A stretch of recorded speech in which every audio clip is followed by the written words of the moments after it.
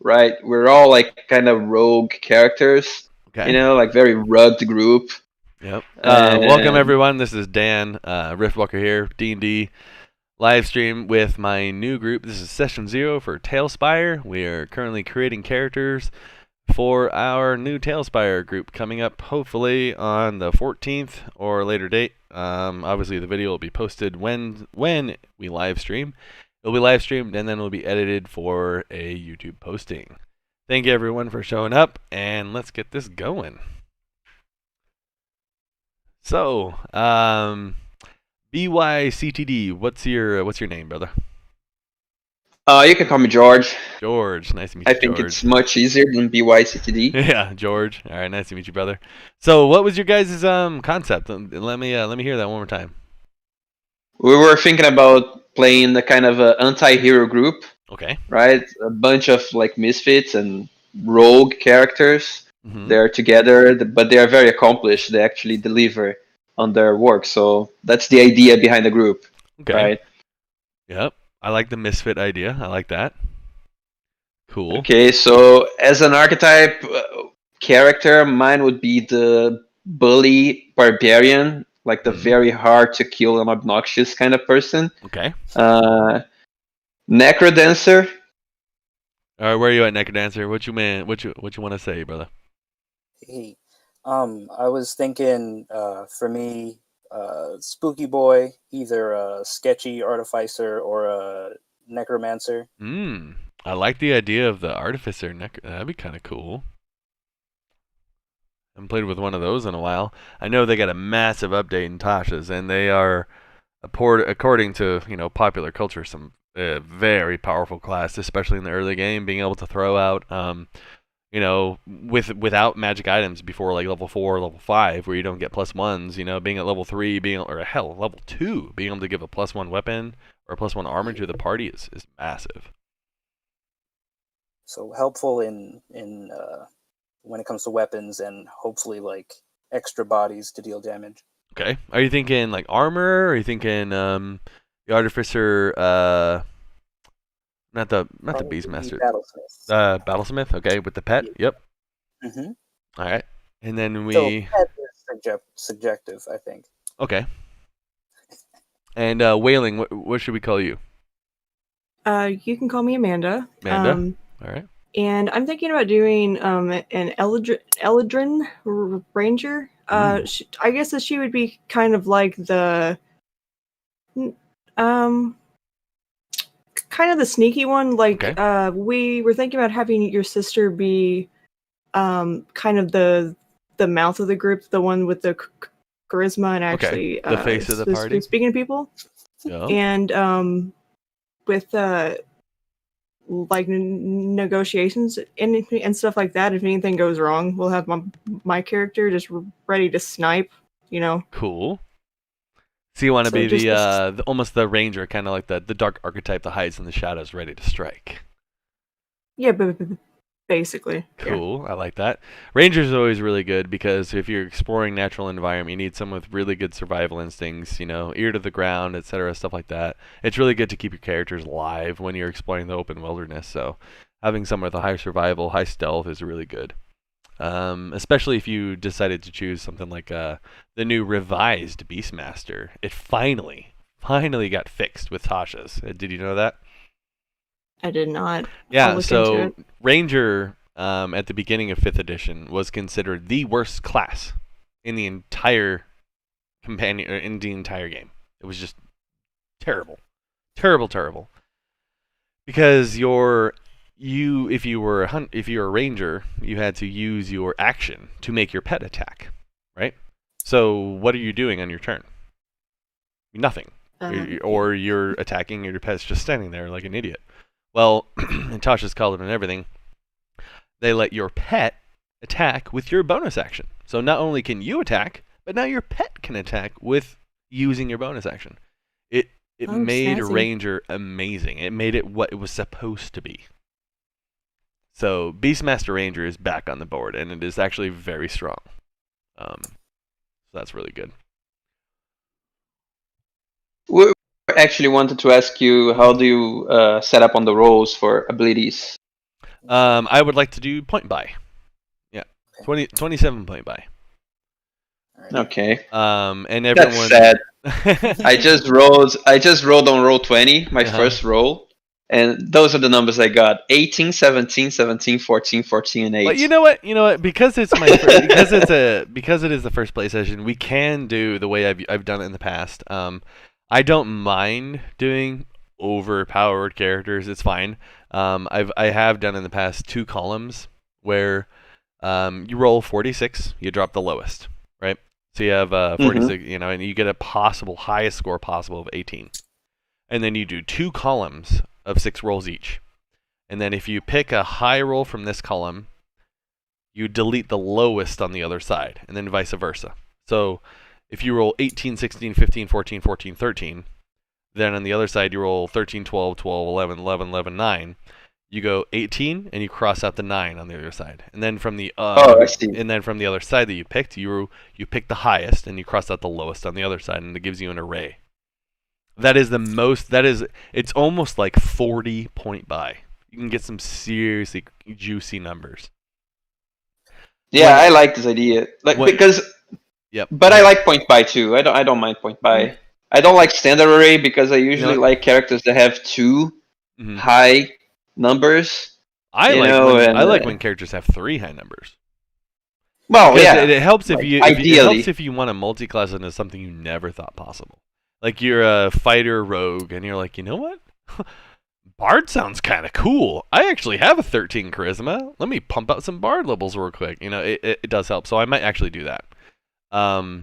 If you guys want, what you can do is, I don't have a column, but if you actually watch my stream, I will open up a window on YouTube and I will show you how to do this.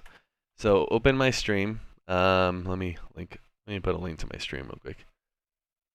Unless there's already a link to it, but I'll show you. Let's do this together, because my sister did it the same way with her stats. So the last time I ran games, I've actually always done it like this for homebrew. It's fun. This isn't Adventurers Guild, so we can do it my way. Adventurers Guild has to be point buy. So let me open my stream. I'll post it into the Discord. And everyone can open the stream together. And you can watch my example. Okay, so what I would like everyone to do on Discord is, if you can roll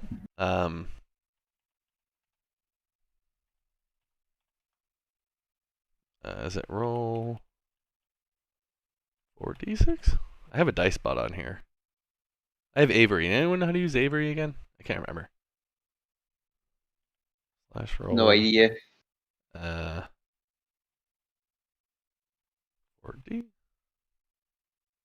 Come on. Avery, help me out.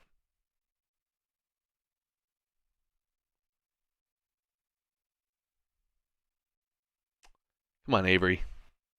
Let me just whisper, help. Okay, there we go. All right. Nice. All right.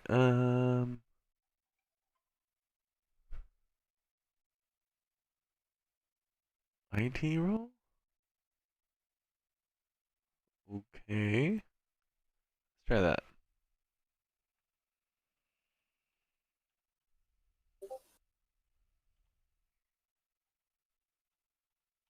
How about this? Stupid thing. How about dice parser? Come on, one of these. It's been a while since I used these.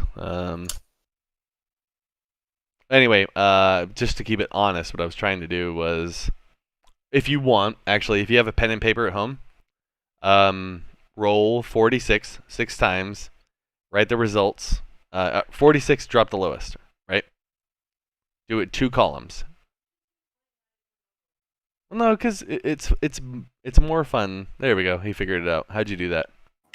It's just an exclamation mark. Oh, there you go. Exclamation. Yeah. Okay. All right. So to do this, if you can stop, cancel that roll.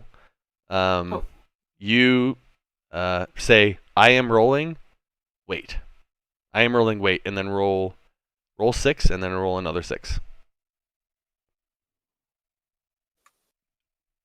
And we'll do you first. Can we actually roll 6, 3d6? I wouldn't. No, just do it like this so everyone can see. Everyone can get kind of excited. But roll 46 and you're dropping the lowest, remember? So unless there might be a command for that, but if you want, just roll 46 and we'll drop the lowest, and you can just type in the. So if you rolled like roll 46. So if you drop the lowest, you have 7, 8, 9, 10, right? And then just type 10, and then go, and then we can add up the two columns together. Okay, so roll it here, and then drop the lowest would be a 7. Mm-hmm. Oh. So if you're going first, keep going. If you're going to go first, you keep going. And then 40. Do it again, and then it'd be a 12. Okay. All right. And then I'm just doing it twice. Do it 6 times. 6 times. Oh, okay. I got you now.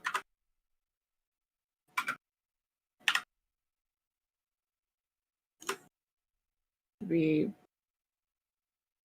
9, 13. Okay. 17. That was. Ooh, juicy. 1, 2, 3, 4, 5. So one more time.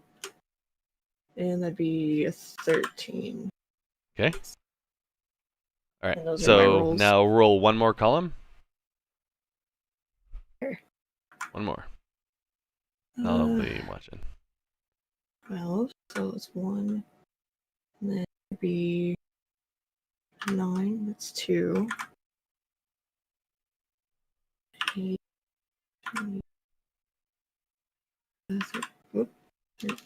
13.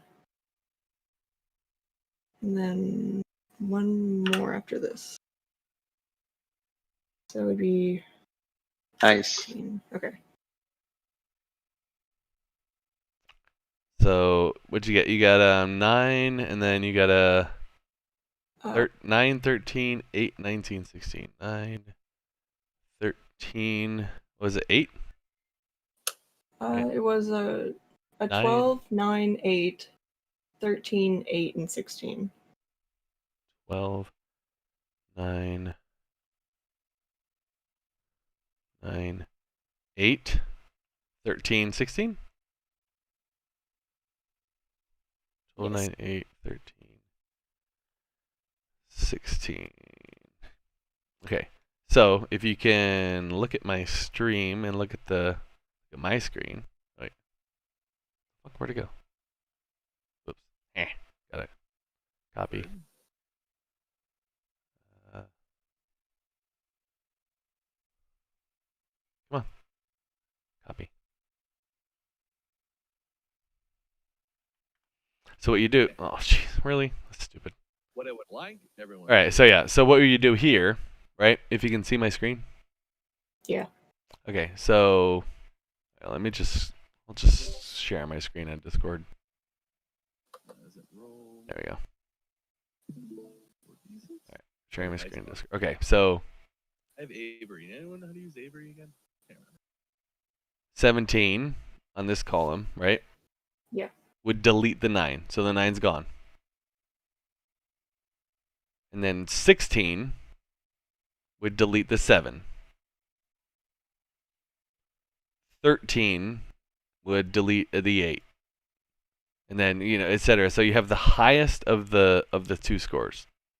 So be like 17, 16, 13, 12, 13, 9. I think that's your scores. Okay. Is that right, guys? I'm Yeah, grabbing I my think pen I and got paper it. here. Yeah. 17, 16, 13, 13, 12, 12, 9? 17, 16, 13. Yeah. So yeah. Okay. You got that? Those are your scores. All right, and then if you can, let's do. So it's like 12, 12, 13, 17, 16. Is that it? I think so. Yeah. So go ahead and type your scores, your final scores here. For your character. Okay, so if it did From what this I can right, see, it would be 17. You take the 17, you drop the 8. You take the 16, you drop the 7. You take the 13, you drop the 8. You take the 13, you drop the 12. You take the 12, you drop the, yeah. So 17, 16, 13, 13, 12. 17, 17, 13, 13, 12. so 17.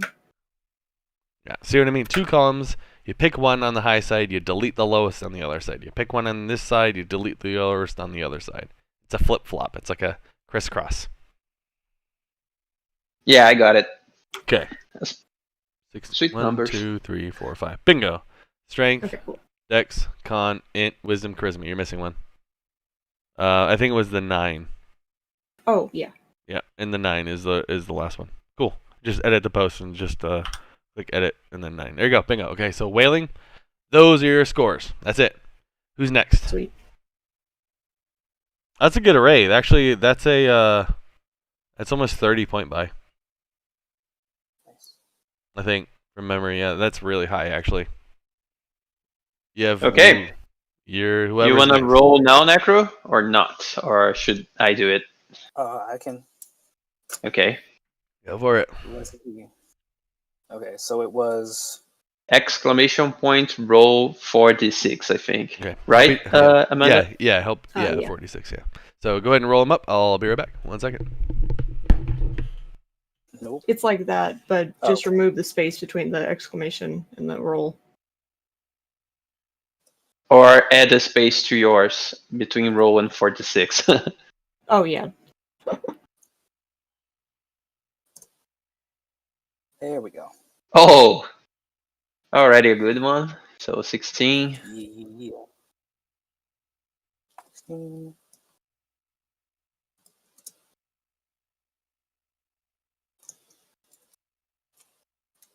You should type the number so it's easier for you to get it then. Like 16, 9.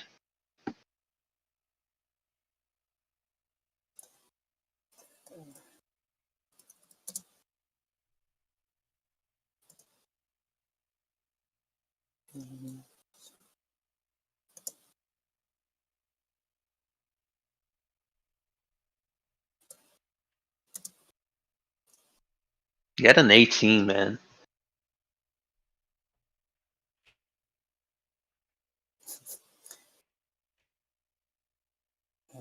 Oh.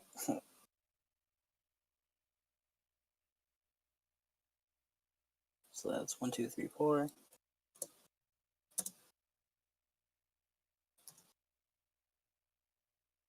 I don't know. It's an 8. Don't worry, you'll get an 18. It's fine if you one of the columns you get a low number because you're probably gonna get a high one on the other one. So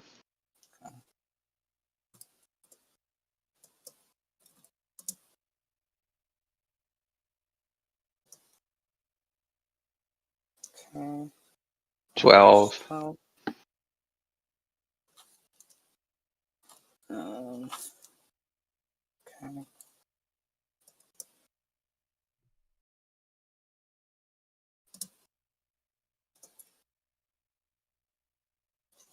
15.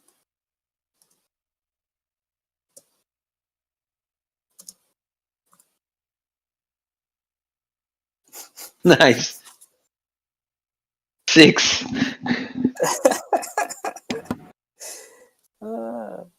Oh, that's gone for sure, though. How many have you read already? 1, 2, 3, 4, 5, 6. What you got? What you You're got? on the second row already. Yep, second row. All right. So this one's gonna get kicked out by the 16 one.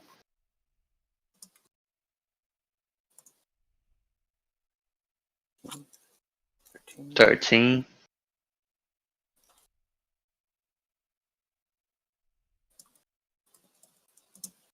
Not too bad. 10. Okay. Come on, man. Give me the 18. Oh! Nice. Oh, nice one. Oh, it's not an 15. actual 18 though. Unfortunately. How many? 6. I 6 and think 6. it's 5. Yep. Okay, so you need one more, right?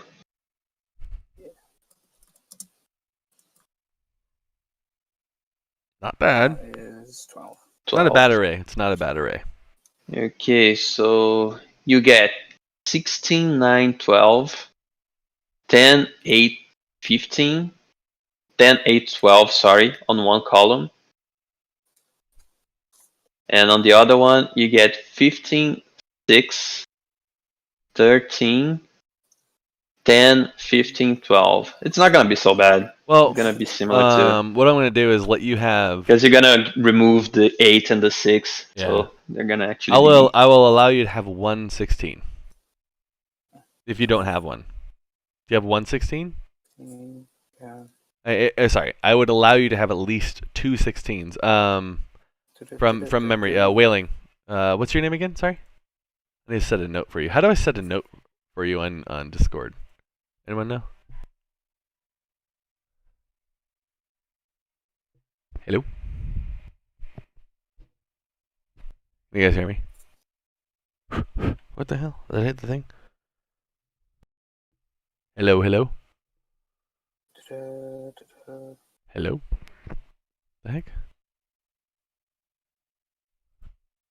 If I got it. Wait, can you guys hear me now? Yes. Okay, yeah, that was weird. I don't know why I cut out. Whaling, did you have at least 2 16s? No, I just had 1. 1 16. Okay. What was your next highest? Was it a 15 or 14? My next highest was a 13. Okay. Make that 13 a 16. I want you guys to have at least 2 16s. Okay. But I think you have a 17, right? Yes. At least 16, at least. So if you have a 17, I want you guys to at least have an 18 or a 16. At least 2, an 18 or 16, 17, 16, something like that. At least two good rolls. Yeah, makes sense. So, Necro, you rolled that. Did you finalize your columns and figure out what you got? So 16, 15, 15. I think I may have did it wrong. You're fine.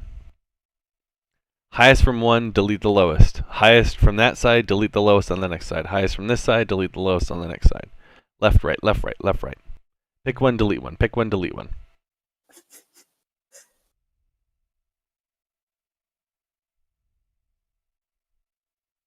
Want me to help you out, Necro?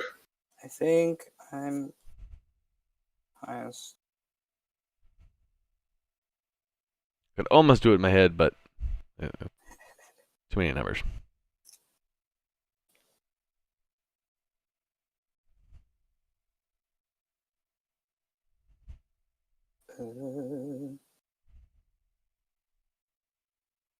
I also have a gift for you guys. A big gift.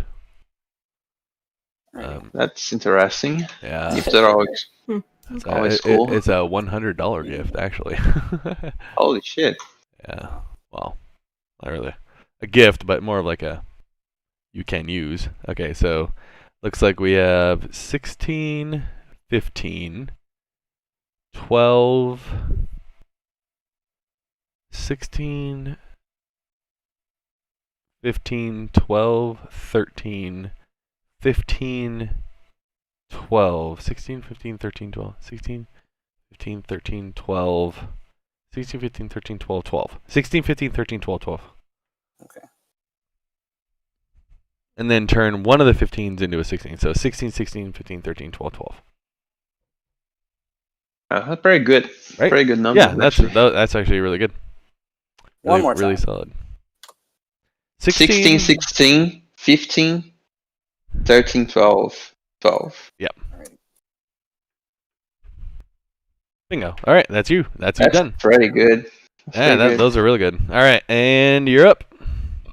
Okay. Do I know how to? Can you guys? Actually, what you can do is unless you guys have games that you are or Discord communities that you're afraid to let out your first name in, if you could click on the cogwheel on the bottom left of Discord and then put your first name next to your name. Is that possible? Because it's going to be hard for me to remember who you are until I start getting your characters' names. Because otherwise I'm going to be calling you by BYCTD and Wailing and Necrodancer. I mean... Yeah, how do I actually do that? Well, if you hit the cogwheel on the bottom right-hand side of Discord and go to user settings, there's the my account thing, and it lets you change your name. Yeah. I can't show you because my too many users have this username. Let's try another. Okay, I have to pick something else. Well, you can be BYCTD and then hit Shift 9 to do the little open bracket. Ben, Bob, Tim. Oh, okay, that's okay. Yeah, see, Amanda. Sense. Yeah, Amanda just did hers. Okay. Obviously, I'll get used to your character names once we have characters. Well, I'll ask you to call me Jay. Or you can do that, Jay. Or you can go by a different first name if you don't want me to know your name at all. I mean, my name's Dan, but if I didn't want you to know who I was, I could say Bob. So, but majority of the time, you're gonna call me, "Hey, DM." You know what I mean? So, Necrodancer, whatever you want to put yours in. You don't have to put your real first name in. If you want to be called by something else, I don't care. Just so I can call you by something. Oh, is that an actual 18? No, it isn't. No. A real 18 would be 24. Oh, I wish. Or ish, Anything. At least 19. A real 18 would be at least 19, right? Mm-hmm. You could get it. You could get it. It's possible. For sure. 13.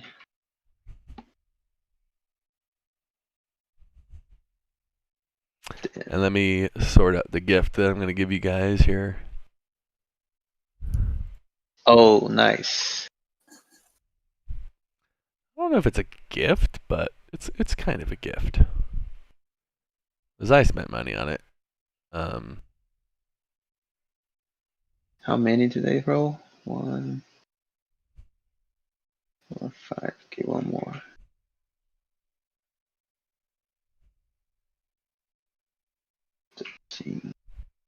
Okay, this is one of the columns so far.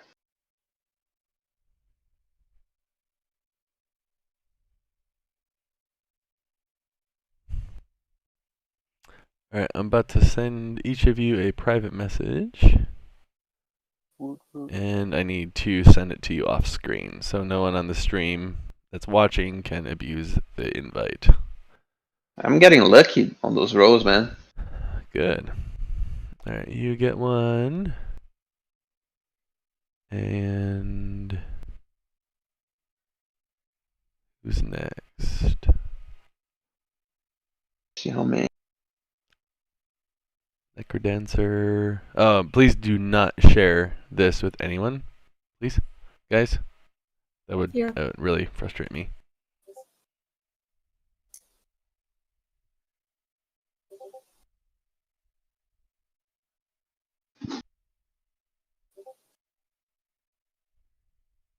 Okay. All three of you should have a link to Roll20 shared campaign content. What that is I have a $100 player bundle unlocked for you guys.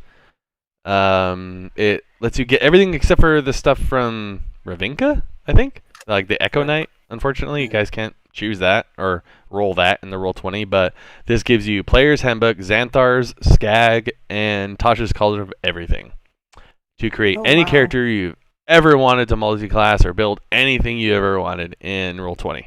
Or sorry, in D&D Beyond. Oh, that's amazing. We can actually export create the characters there and yes, sir. send you the. You can build anything you want, and I'll help you guys build through it if you want, if you've never used it before. But this is a huge, amazing tool, and about once you guys figure out your character stats, I'm going to show you just how amazing it is inside of Roll20. Or sorry, not Roll20, inside of TaleSpire. So you guys are going to go, oh my god, this is amazing! But yeah, please do not share that link with anyone. Because that'll make me frustrated and angry at you. And then I'll have to slap you. I'm just kidding. Wow, thanks. No problem. But it's worth $100, so I don't want to just throw it out to anyone. Oh yeah, no, it's fair. Yep. And I'm gonna go to the rest of the bundle. I just need a couple $100 to grab the rest of it. But I still have Roll20 Super Premium with all the bits and pieces. I won't mention that over YouTube. But I have Roll20 with all the bits and pieces installed, wink wink, so I can have any access to anything I've ever wanted. Okay.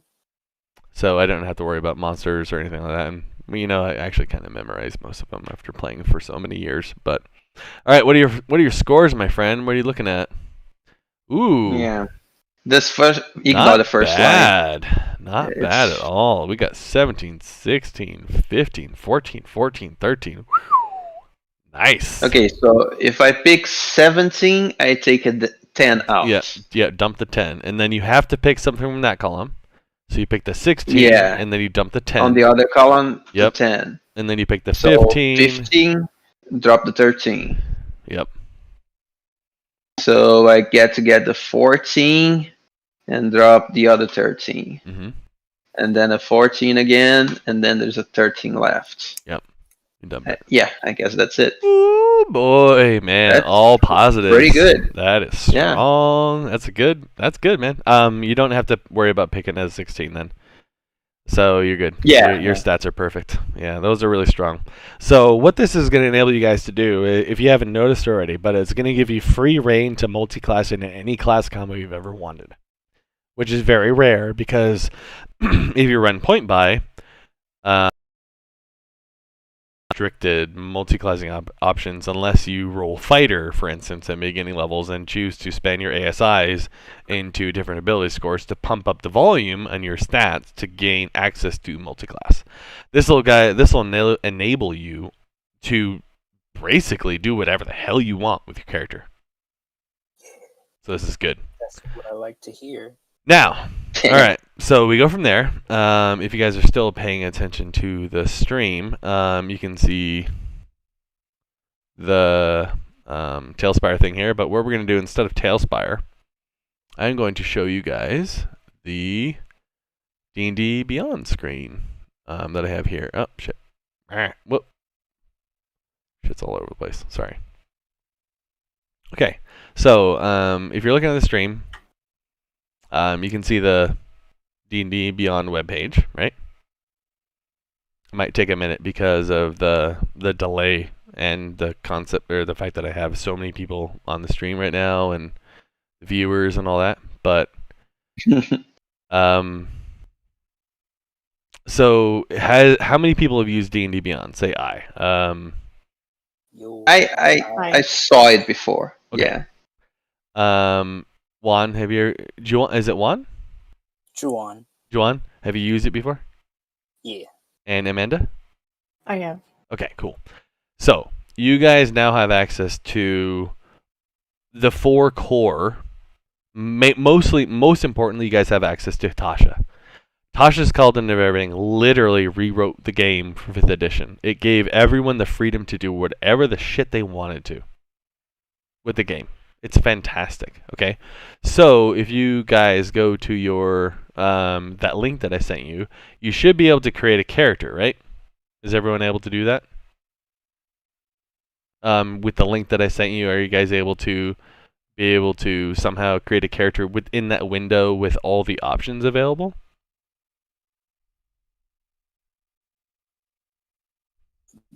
Yeah. Okay, I'm doing that. Yeah. Okay, it was a private You message. can create a character. It was a private message that I sent to you. And it should have brought you to a web page, and you should see the ability to use the content that I shared with you to create a character in this campaign or whatever. But what also this means is that because you're a part of my shared community, I think now you have access forever. As long as this campaign exists, which it will, because I'm not getting rid of it. I've basically given you a $100 coupon for free.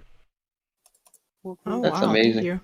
No problem. So from here, if you look at my live stream on YouTube, if you guys go back to it, you want to make sure all these boxes are clicked on. So basically, make sure that Homebrew, Critical Role, Playtest, Magic, Eberron, all that's on. And then optional class features and customize your origin. Those are very important. Make sure those are selected on.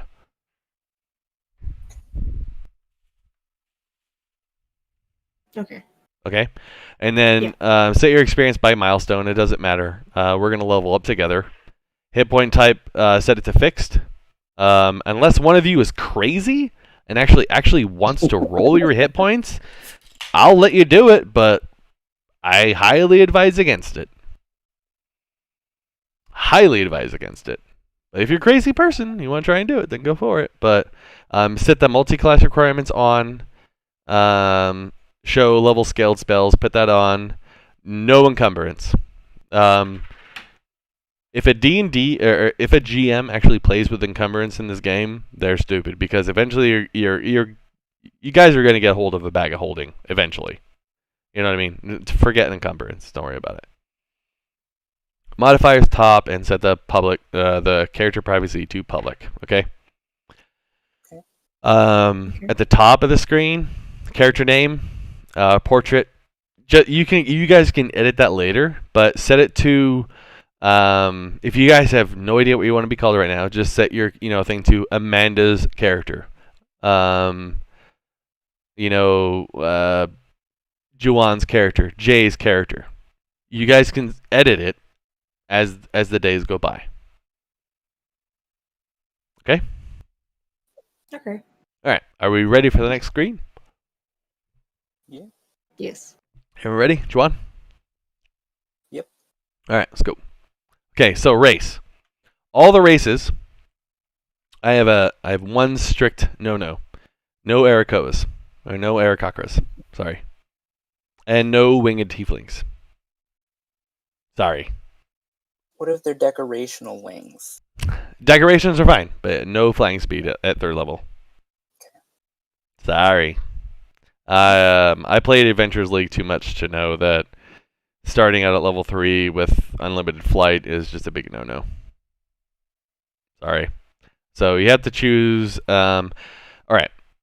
If you don't know what custom lineage is, it is amazing. It really is. It lets you choose a +2 to any ability score. You get a feat at first level. You can choose dark vision. You can do all kinds of cool stuff. It is amazing. It is probably the most overpowered concept you can possibly think of. Who is this you're talking about? Custom lineage. It came out with Tasha's Cauldron of Everything. Custom lineage.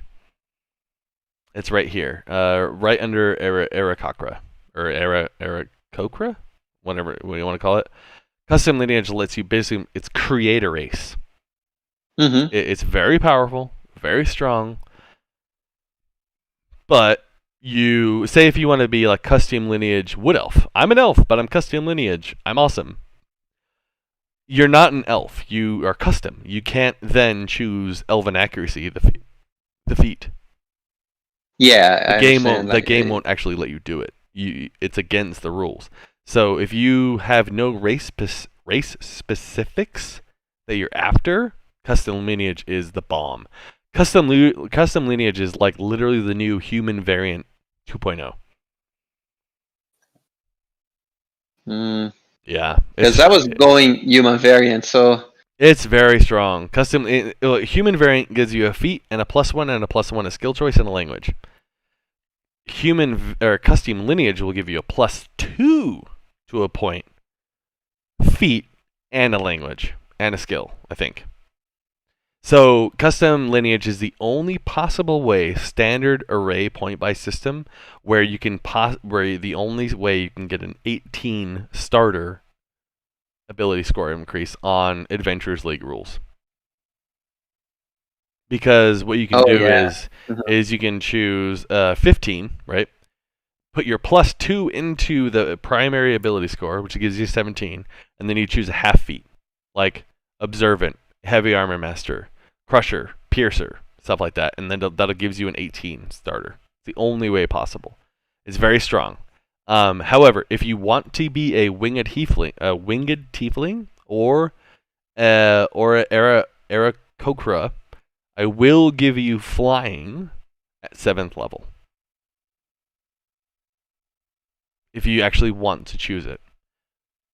In the meantime, though, I will give you the ability to fly as an action every once in a while. Kind of like how Protector Aasimar, or the Aasimars, or I think it's Protector and Fallen Aasimar, where they can use their action to invoke it one time per day to fly around at 35 movement speed per X amount. I'll give you that ability, but if you really wanted to be a Wing Latifin or an Aarakocra, I can let you do it. But you're not going to have unlimited flight until a certain level. Because the Adventurers League bans it completely. Any guys ever done Adventurers League game? No. They're very strict. Yeah. So essentially in Adventurers League you get the player's handbook and then one custom book. So you get to choose like Xanthars, or you get to choose Tasha, or you get to choose Skag, or you get to choose Ravinka, or you get to choose this, or what's the other one? Not Ravinka.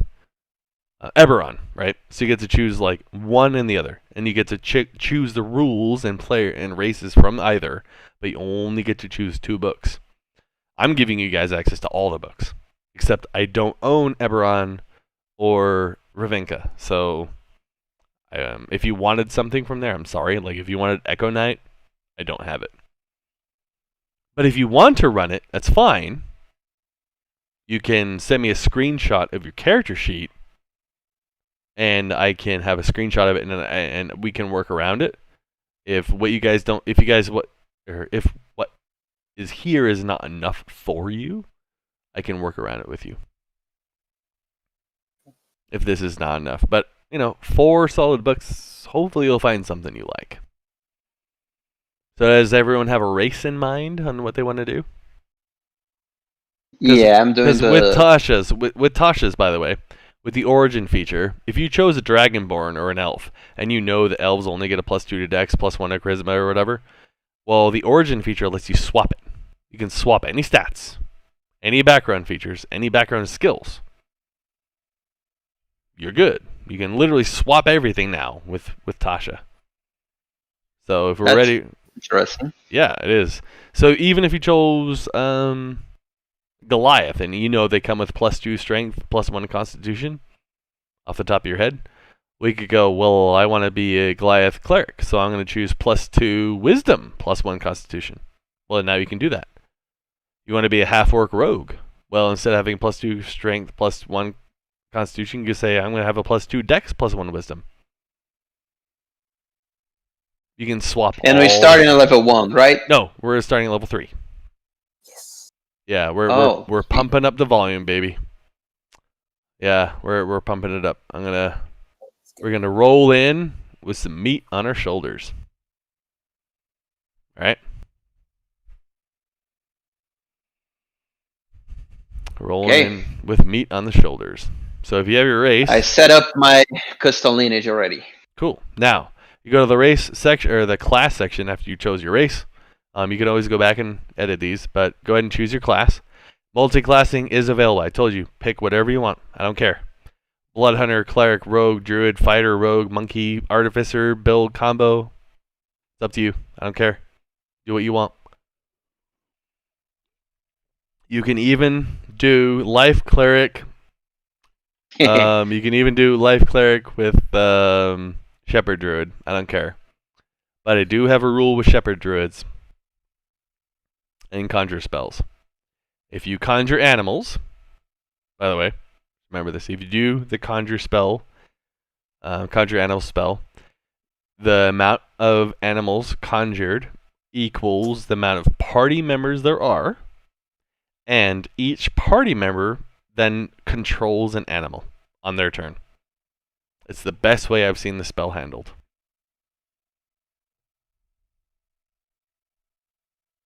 Anyone know what I mean? Or am I just speaking to the audience? Okay, cool. Yeah, it's a very complex spell, but it turns it makes turn inflation less frustrating for everyone in the party. Because you have a druid, you have a fighter, I attack, I miss. My turn's over. All right, Druid, I see there's an option. Sorry to interrupt, by the way.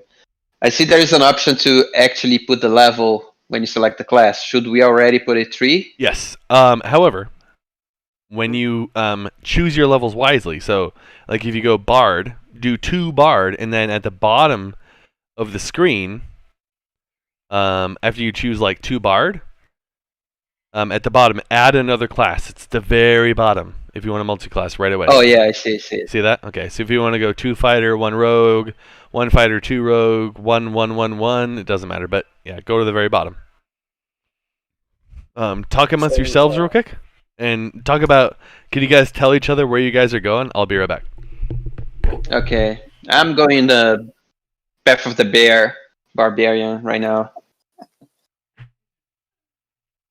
I am trying to look at a second class, but I'm not sure what would pair with Ranger well, so I might just stick with that and not do 2. I'm seeing if I actually want to divide up between Artificer and his Blade Singer than taking Necromancy stuff. Unless y'all want to party with some skeletons when that happens. I don't mind, man. As long as they help me kill stuff. Like, what do you like? Do you rather have the Blade Singer first or the Artificer first? The Blade Singer will help with a lot for concentration spells, since I'll have at least a little bit higher con stuff and AC without having hella armor.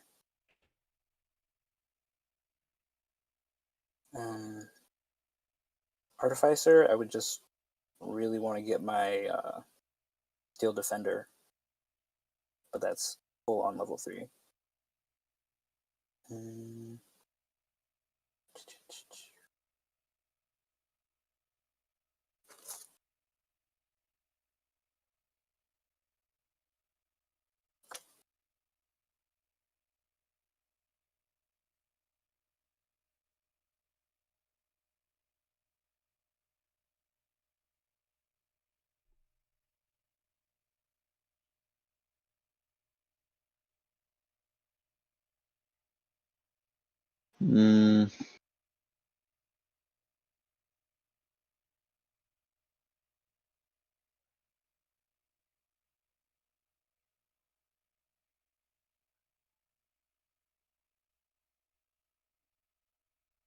I really like the optional feature manager because you can just change everything up. I'm so overwhelmed. What are you guys doing? Are you a little overwhelmed, are you? Well, yeah, just with the options and stuff. Yeah, you're fine. I'll figure it out. No, I got you. I'm gonna walk you through it. This is all about session 0. Let me I have to jump into this real quick and ask for the extension for D&D Beyond. What's the browser rolling extension? This is on the TaleSpire.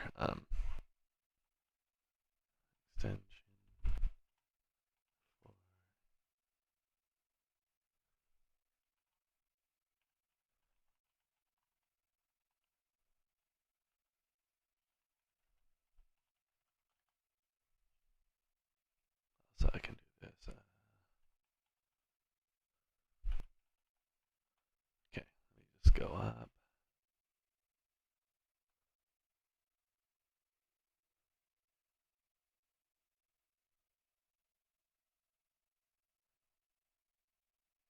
Okay. All right. Who needs help? Where are we at?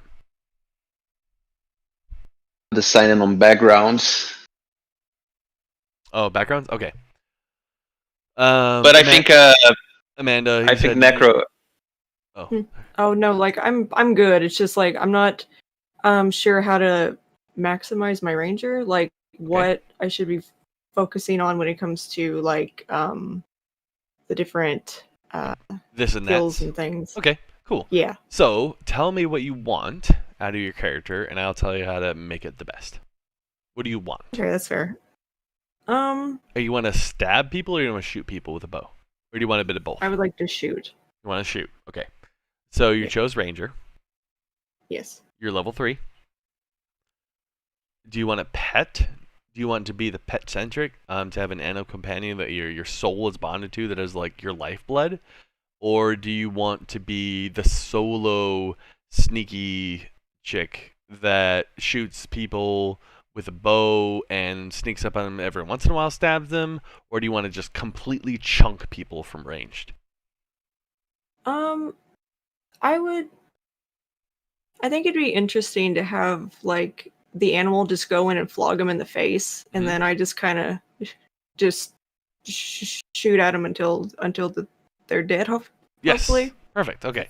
So Beastmaster Rangers, like I said, and Tasha's are fixed. They're great. So if you go look at my stream, if you look at my class section, the class tab, tell me when you can see it. Class. Yes, I see it. Okay. So if we chose Ranger, we went to level 3, and then we chose our Ranger archetype. Tell me when it catches up, because I know YouTube kind of lags a little bit with all of it. I see it. Okay, we chose Beastmaster, right? Now here, Beastmaster. top, optional feature manager. Yes. Okay, we click that. Click all these boxes. It makes Rangers better than they were.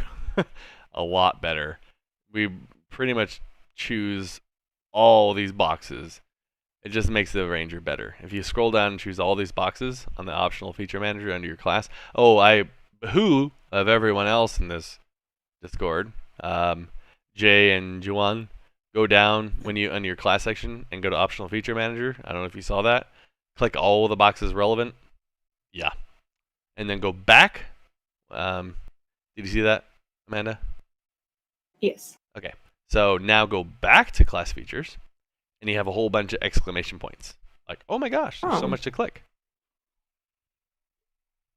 Okay, so Depth Explorer, right?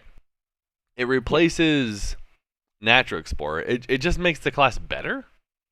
So it gives you an option language, gives you a couple option languages, and then it gives you an extra skill. Now, bear in mind, you have class skills, background skills, and you have class skills and background skills and race skills. So your race gives you access to skills, your class gives you access to skills, and your background gives you access to skills. So you have 3 accesses to skills.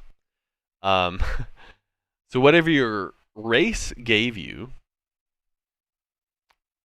choose something different when you choose your class, and then when your background comes up, choose something that your class didn't give you. Okay, it makes sense. So what race did you pick? I picked the Eladrin. Eladrin? Okay. The elf thing. Yep. Yeah. I can't remember those off the top of my head, but did you already pick the skills for that? Yeah. Okay, yes. so you can just go back to the top, hit race. Nothing's gonna go away. You chose Eladrin. Eladrin. Okay. Where I had no clue how to say it. I can't even see it on my screen. Where is that? I don't even see it. Somehow you picked it. And elf? Nope, not. But anyway, there are certain skills that stand out. Oh, it's under elf. And then it's a elf Eladrin. Okay. variant of it. All right, elf. Yeah. Wood High Eladrin. There we go. Okay, there we go. I'll go with you. Dark Vision, Keen Senses, Fans, History, Trance, and it gave you. Well, you could also origin it, because if you go into see how the racial traits, and at the very top there's Origin Manager, you can repick your ability scores. So yours gave you Dex, so don't even worry about it. That's what you want. Language is fine. Your Origin ability score, however, you can change this. See, it was Intelligence, right? Origin ability score. Oh, yeah. At the very bottom, you can change that. I would. And change that bad boy to Wisdom.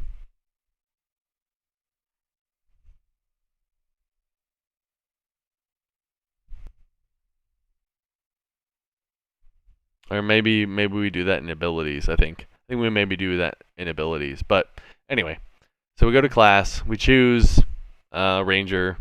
Deaf Explorer gets you some languages. And you can kind of like showcase your character around. Obviously, if you're starting at level 3, you guys are all going to have your own unique backstory. How and why you're here, right? You can all develop this on your own. So languages. Let's say a level 3 ranger. You're an elf. You're from the woodlands, and this campaign starts out on the Sword Coast of Forgotten Realms. So you could be from the Northwood, which means that you hunted orcs and goblins as a profession to earn your way up in your elvish tribe. So maybe you know how to speak the language of your enemies. So maybe you know how to speak orc and goblin. And elvish and common. If you know how to speak the language of your enemies, it's a lot easier to assassinate them, right? But that's your choice. You could choose giant. You could choose abyssal. You could choose whatever you want. I leave that to you. Proficiencies now. Okay. So what you're going to do is you're going to choose ranger skills here. Animal handling and ranger equals bread and butter. Don't know how else to say it. You know what I mean? Nature, stealth, animal handling, survival, all those are huge. Those are all like, I am a ranger. You know what I mean?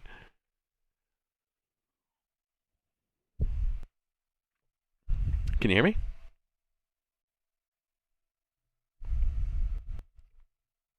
Hello?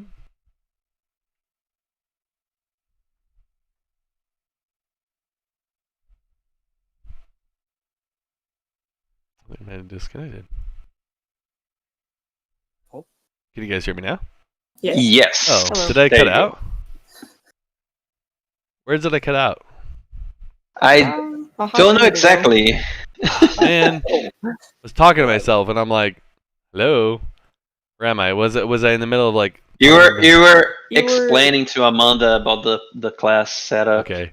It was the origin of ability score increase. Okay.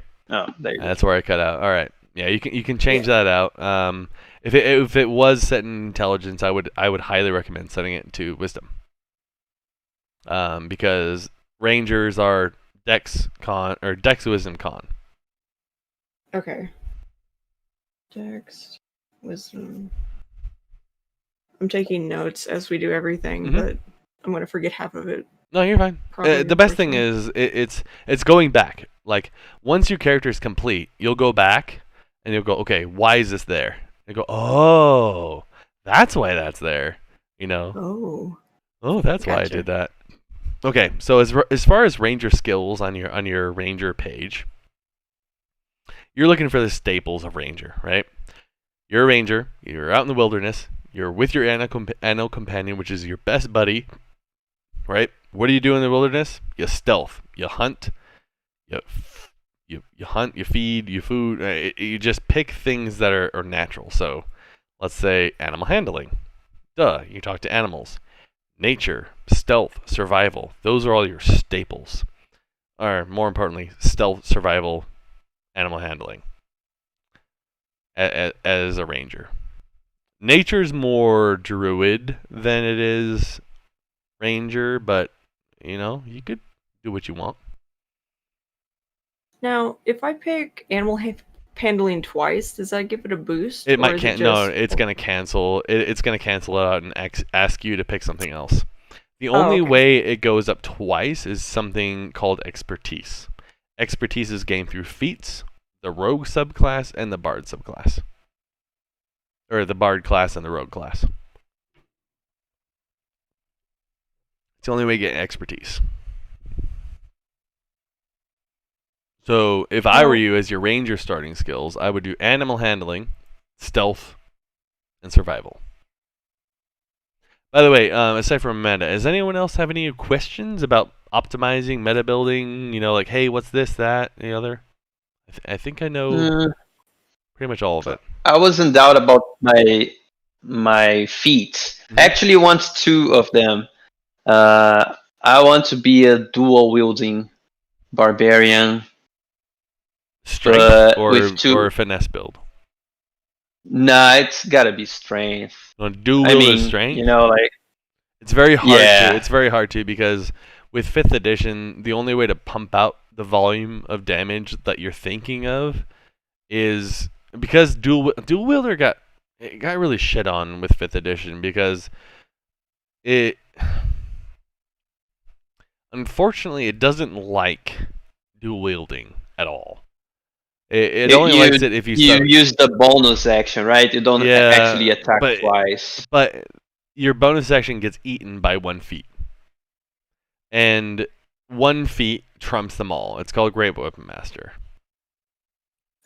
It's 1 feat to rule them all. It's like literally the Lord of the Rings, man. A Great Weapon Master is 1 feat to rule them all, 1 feat to bind them, 1 feat to bring them all together and kill them all. It's called Great Weapon Master. And it requires... Well, it doesn't require a heavy 2-handed weapon, but it might as well. But Barbarian, literally, in Fighter, if you wanna chunk it, you're gonna run with the 2-hander. Sorry. Dual wielders are hard to play in D&D 5e. The game mechanics and the rules just don't like dual wielding. You can do it, but the game just doesn't like it. Unfortunately. I was thinking of doing like a crusher, a guy specialized in bludgeoning. Yeah. Crusher is amazing. I actually have a character based off of the crusher feat. Not off the crusher feat itself, but it was the Rune Knight Fighter with the crusher feat. And it's a whole build based on that concept.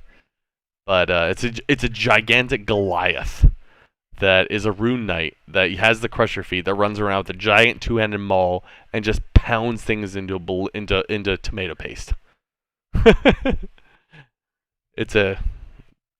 That's very imagine if I can do plenty of attacks with a crusher weapon and I can keep moving them around on the battlefield. That's pretty sweet. In a battle. That's what I was thinking about. Oh, I think we lost you again.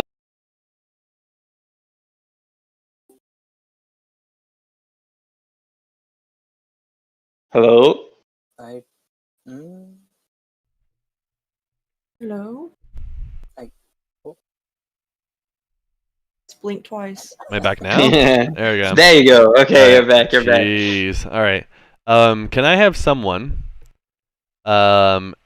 set up on Discord a private message for me and just spam me because I'm a talkative person. If I'm not talking within 10 seconds, spam me. Like, hey, you're not talking. Hey, you're not talking. Hey, you're not talking. I don't know what's going on. I think I have my streams open and all kinds of weird stuff is going on. But no, D&D 5e just for some reason does not like dual wielding. It's weird. But, so, great weapon, right? Yep. Okay. It's just amazing. It really is. Great Weapon Master, -5 to attack, +10 to damage. If you crit, you get a free attack with your bonus action. It's just the best way to start. Now, Amanda, for your fighting style, choose archery for sure. Right? It gives you a +2 to attack with your longbow. And then for your primal champion, your primal champion is whatever you want it to be. It is a bird. It's air or air, sea, and land. Every day you can choose what your primal companion is going to be. So it can be an owl, it can be a this, it can be a that, but I honestly, like, for the first part, for 99% of Lost Mines of Phandelver, I would just choose the land animal. Or the air, but the land one is going to give you, it's called the primal companion. Beast of the land, You can make it look like whatever you want. A panther, a lion, a cobra, whatever. But whatever it is, it's a medium-sized creature, and bloody, bloody, blah. It's nice. It can be a panther, it can be a lion, it can be a cow. I mean, hell, yeah, dude, I got a fighting cow. Beautiful. You know what I'm saying? One of the fluffy ones. Fluffy rainbow unicorn cow. Now, when you guys get to the stat points, if you go to manual roll, right? Now, when you input your abilities, input the abilities that I gave you, and then the race should input your scores into it. Should, right? So if you did like 17, 16, etc., blah blah, the points that you guys got from your array should add in. Is that right? Did you guys do it correctly? Yeah. And did it work? Because I know a couple of you guys got 17s. And with certain feats... Yeah, it did work. With certain feats, one or two of you guys should have an 18. Right? Yeah, I do have an 18, a 17, and a 15. Okay, perfect. Now, once you're done with your ability scores, Amanda, and you get the array set up where you want them, because your most important ability score, Amanda, is going to be Dex, right? Range. Okay. You're very finesse, very like woohoo, like a ninja kind of character. Dex is your most important. Constitution is your second most important because you want to be able to survive things, and then Wisdom. The other ability scores are your dump stats. The lowest scores go there. Those are your dump stats. And then the background. Should I prioritize strength or intelligence exactly? Because I don't really get the difference between intelligence and wisdom. Okay. The difference between intelligence and wisdom. This is my best description for it. Intelligence is Einstein, wisdom is Gandhi. Knowing what the world, knowing things about how the world works or experiencing the way the world works. Knowing the way it could work or having experienced the way it works. Wisdom is someone that is street smart. Intelligence is someone that is book smart. That makes sense right there. Okay. Yep. So... World smart is wisdom. Book smart is wizards and... Yeah, wizards, pretty much. And constitution is what my health is based on, not strength. Strength is your physical muscles, like your pump it up, baby. Like let's go weightlifting. That's your strength. Now, if I want to jump, that would be dexterity, not strength. Unfortunately, strength or jumping is based off of your strength. However, I give praise to people that have very high acrobatics scores when they want to do things. Acrobatics is a skill based off of dexterity. So imagine the difference between Usain Bolt running a 100-meter dash compared to Milena Okovic doing a backhand spring off of a diving board into a pool, then landing, and then doing a backflip over and over again on a balance beam. Milena Okovic obviously has a huge dexterity score. Usain Bolt probably has a very high strength because he's physically a monster that can just push himself to the limit. Mike Tyson versus Muhammad Ali. Mike Tyson strength, Muhammad Ali dexterity. If Muhammad Ali wanted to do a backflip off the ropes and punch someone, I would let him do it. Everything is based off of rolls. However, I feel like as the game progresses, dexterity is far better than strength at higher levels. Sort of. It completely comes down to spells and traps and mechanics, honestly. If that makes sense. It makes sense.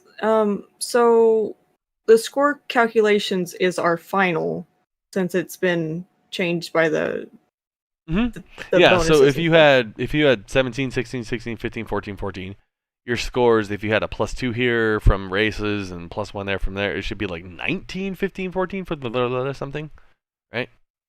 Yeah, my highest is 19. Bingo, there you go. Now, Sweet. All right. you have a very high possibility of getting a 20.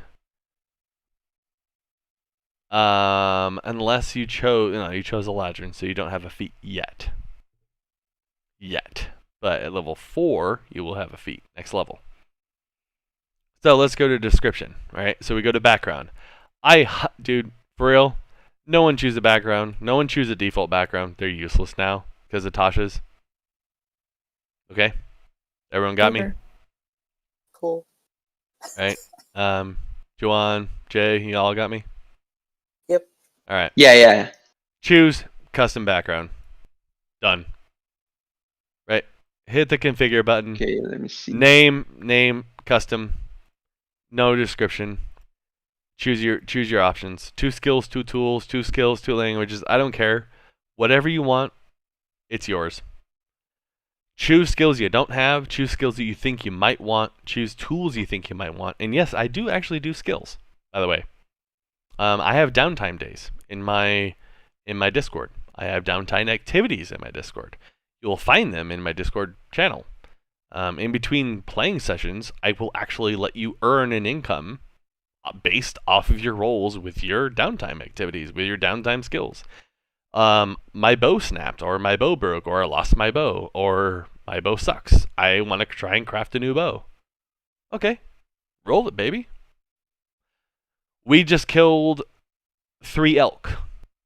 Hey, DM, what's up? Can I skin these elk? I don't know, can you? I want to skin these elk. You skin the elk. Roll a survival check. Congratulations. You have 3 skinned hides and a whole bunch of meat. How are you going to transport this shit back? Oh, well, we're going to put it in our bag of holding. Okay, cool.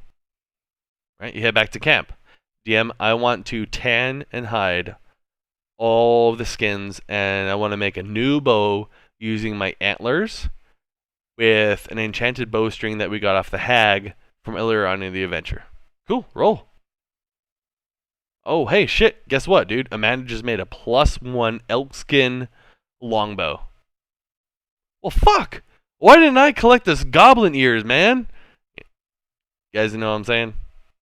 This is your game. It's a good idea just to pull ideas out of your ass and hope it works. No, not only that, dude. Like, but think about it. Who are you? Are you a wizard? Are you a sorcerer? Are you a ranger? Are you a rogue? Like, what do you want? What is your character's motivation in this world? Not you, Amanda, but what is your character's motivation in this world? Where does your character want to go? Yes, every character is based around a subconscious thought of what they want to do in a subconscious life. I'm not stupid. But Amanda, for real, what do you want to do? That's what it is. Your character is an outer representation of your inner self.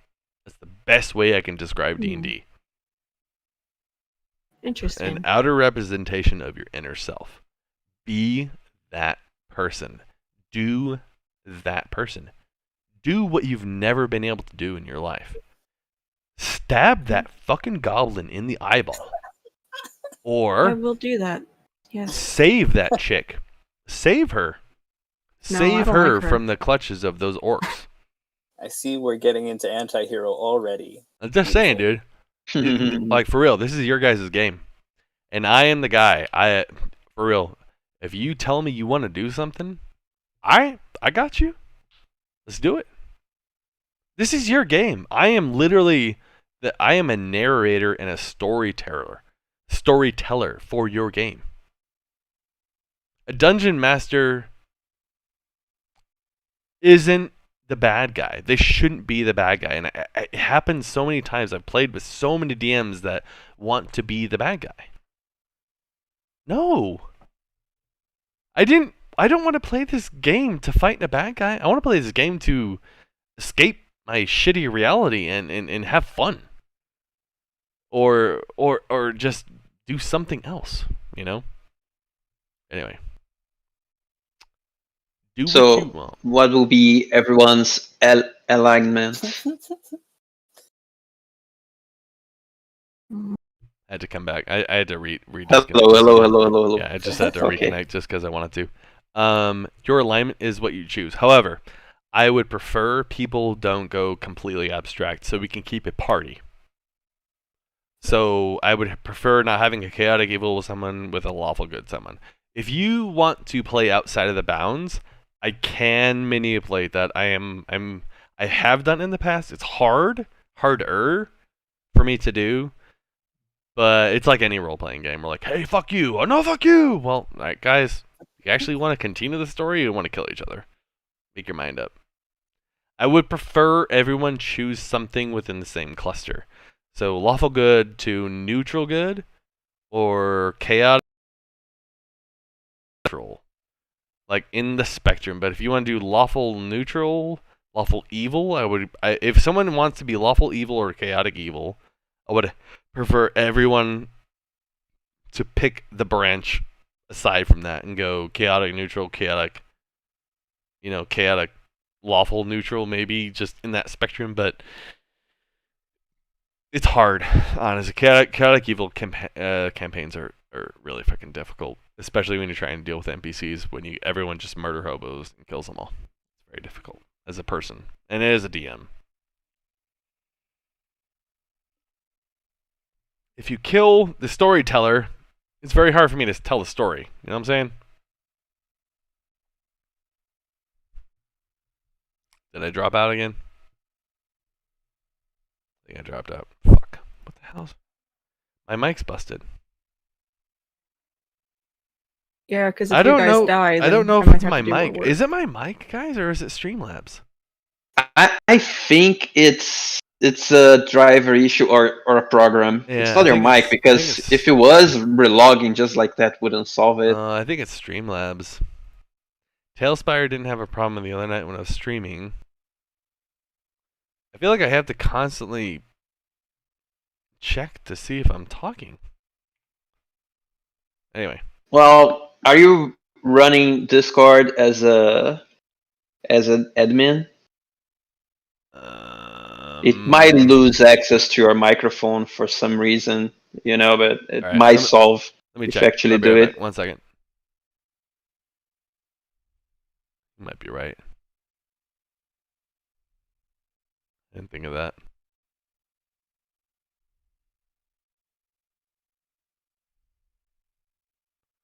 Discord.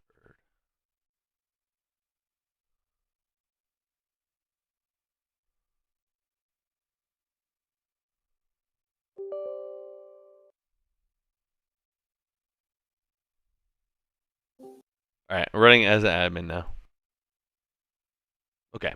We were talking about it, about the alignments, and we want to be not exactly bad, right? Right. But evil. Towards everyone else. Deadpool. Not towards. Sorry. Go ahead. Deadpool? Yes. Chaotic evils like Deadpool. Like we don't like everyone else, but we care about ourselves, including the team, right? I feel like Deadpool's chaotic neutral. He's like the purest chaotic neutral there is. Yeah, he might be. Right? Chaotic evil is his first nemesis in Deadpool 1. That guy didn't care about shit. Deadpool had motivations. You have to have motivation to be no motivation to be chaotic evil. You have to be a complete scumbag to be chaotic evil. I like the idea, though. It sounds fun. We'd be a bunch of scumbags. That's right? cool. I like it. That's something that's interesting. You can be jerks, right? The complete And scoundrels. it's challenging. It's challenging to actually roleplay, right? Oh yeah, It's something no, that we have gosh, to. it is challenging because you have to step outside your own box. Yeah, that's Chaotic evil though, like running a whole bunch of murder hobos, that's hard. I'm trying to explain a quest, like, hey man, I want to bring you over here. If you go over here, blah blah blah, I stab him in the throat. Oh fuck. But that's that's what I was talking about with them. That's like no context for it. You don't Right. have to be like, you can be evil. Like Mhm. I'm thinking about. I have a good example. Are you guys watching the Marvel series, the Winter Soldier? Oh yeah, I thought about doing it. Nemo. Yeah, Nemo is a perfect example for me for a chaotic evil character, Right. but he's not like senseless, right? He has his own goals, but it's his goals. That's the kind of character that I like. Mhm. Like he does have a reason to do things. He does have his motives. It's just Okay. simply that it's his motives. He doesn't care if it's like someone Right. else's. Well, that's the thing. I really like DMing characters that are rogues, that play rogues, that don't act specifically like the stereotypical rogue. Where, oh, I'm a kleptomaniac. Really? You're a rogue that's a kleptomaniac. Come on. Well, what I want is a rogue that steals from someone in a tavern and gives to someone in the party to try and show them favor. And they're like, what? What? Oh, hey, I just got this for you. Where the hell did that come from? And then the person that got stolen from walks over and sees the new bracelet on their arm and like, hey, oh my god, I did that in a adventure with a bard. I actually took something from someone to give to someone else so they could see, so I could create a fight because there was like two opposing factions that we want. I love that stuff, man. Bits and pieces like that, like interesting bits and pieces. Also, having an animal companion, like a wolf that has like a rune on the side of its head, like being a beastmaster companion, having a wolf with a rune on the side of its head, sitting under the table, and then your wolf just starts sniffing around, and you're like, my wolf goes over the table and grabs the bone out of his mouth. Oh, really? Oh, well, that could spark something interesting. Like bits and pieces like that. I love that stuff. It makes it fun. It does. So does that kind of character, what would you put us as an enlightenment? Like sort of like someone Nemo. Playing games, getting up to mischief, and being just completely fun, just random. That is the quintessential chaotic neutral. Quintessential. So, act like a fool, but have a motivation. Act like a fool, but have a motivation. Does that make sense? Okay. But also, have a backbone. Stand up for what you want. Stand up. Don't shy. Don't run away. Don't fight for no reason. Have some kind of backstory where if something pushes your buttons, push back. Or be a coward. Maybe you're a coward deep down. But a lot of people that I play with end up always trying to be the superhero. 90% of the people I play with are Batman and Robin and Superman and Thor and Hercules. It's very rare that I get someone that cowers, and those people tend to be the most memorable. Like, I don't want to fight. What? You don't want to fight? No, I don't want to fight. I rolled deception. Oh. That's shit. usually how I play a bard. It's different, man. It twerks a bone in a DM because you're so used to everyone just rolling dice all day long to hit people with the biggest shovel. But when someone says I rolled deception, I'm like, oh shit. All right, I got an experienced player here. It creates a good dynamic. However, for people that haven't played in a while, people that have never played, I would prefer everyone just kind of roll with the punches until you know what you're doing. However, I have had people that are so good they didn't even have to roll dice. They persuaded me. And I was like, yeah, you just rolled a nat 20, dude. So, it is what it is. But we are on the description page. If If you guys, Amanda, can you ask? Is anyone experienced with D&D Beyond? No. Well, yeah, we I think all of us Okay. actually Well, let's met go. all of it. How about you right? guys? How about you guys all go to background? Let's start a conversation about background. I'll be right back. Give me a couple minutes. I have to use the restroom. Talk about background. I want you guys to, if you don't know what Waterdeep is, where Waterdeep is, talk about Waterdeep if you know what it is. Otherwise, go to Waterdeep D&D 5e Waterdeep map and look at it on the map. D&D 5e Forgotten Realms Waterdeep map. See it on the map, right? And look at the surrounding area. Actually, shit, I have a fantastic freaking tool. I have a bookmark for it. It's called where is it? TaleSpire, D&D, Chromatic Orbs. It's called something like it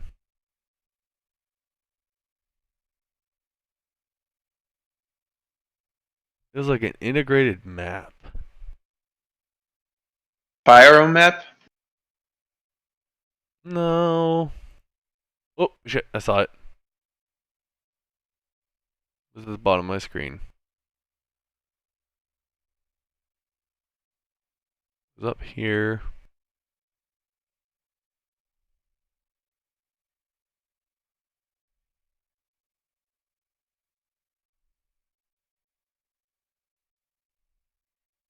I saw it.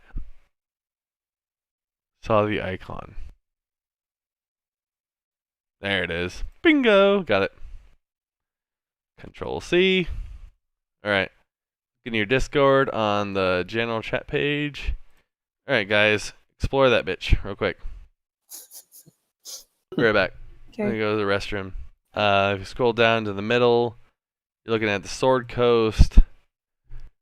You're looking at Waterdeep. Question mark or Waterdeep pin. Be right back.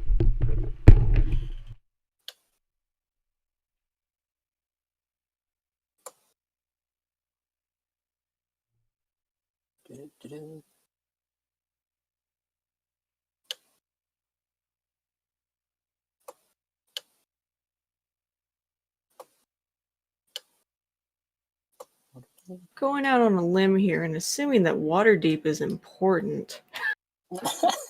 It's a big city in a like I think the biggest one in the Forgotten Realms is Neverwinter, and I think like Waterdeep's the second.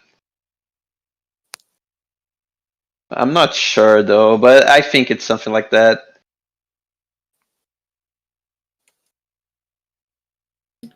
Oh, it's right there. Okay.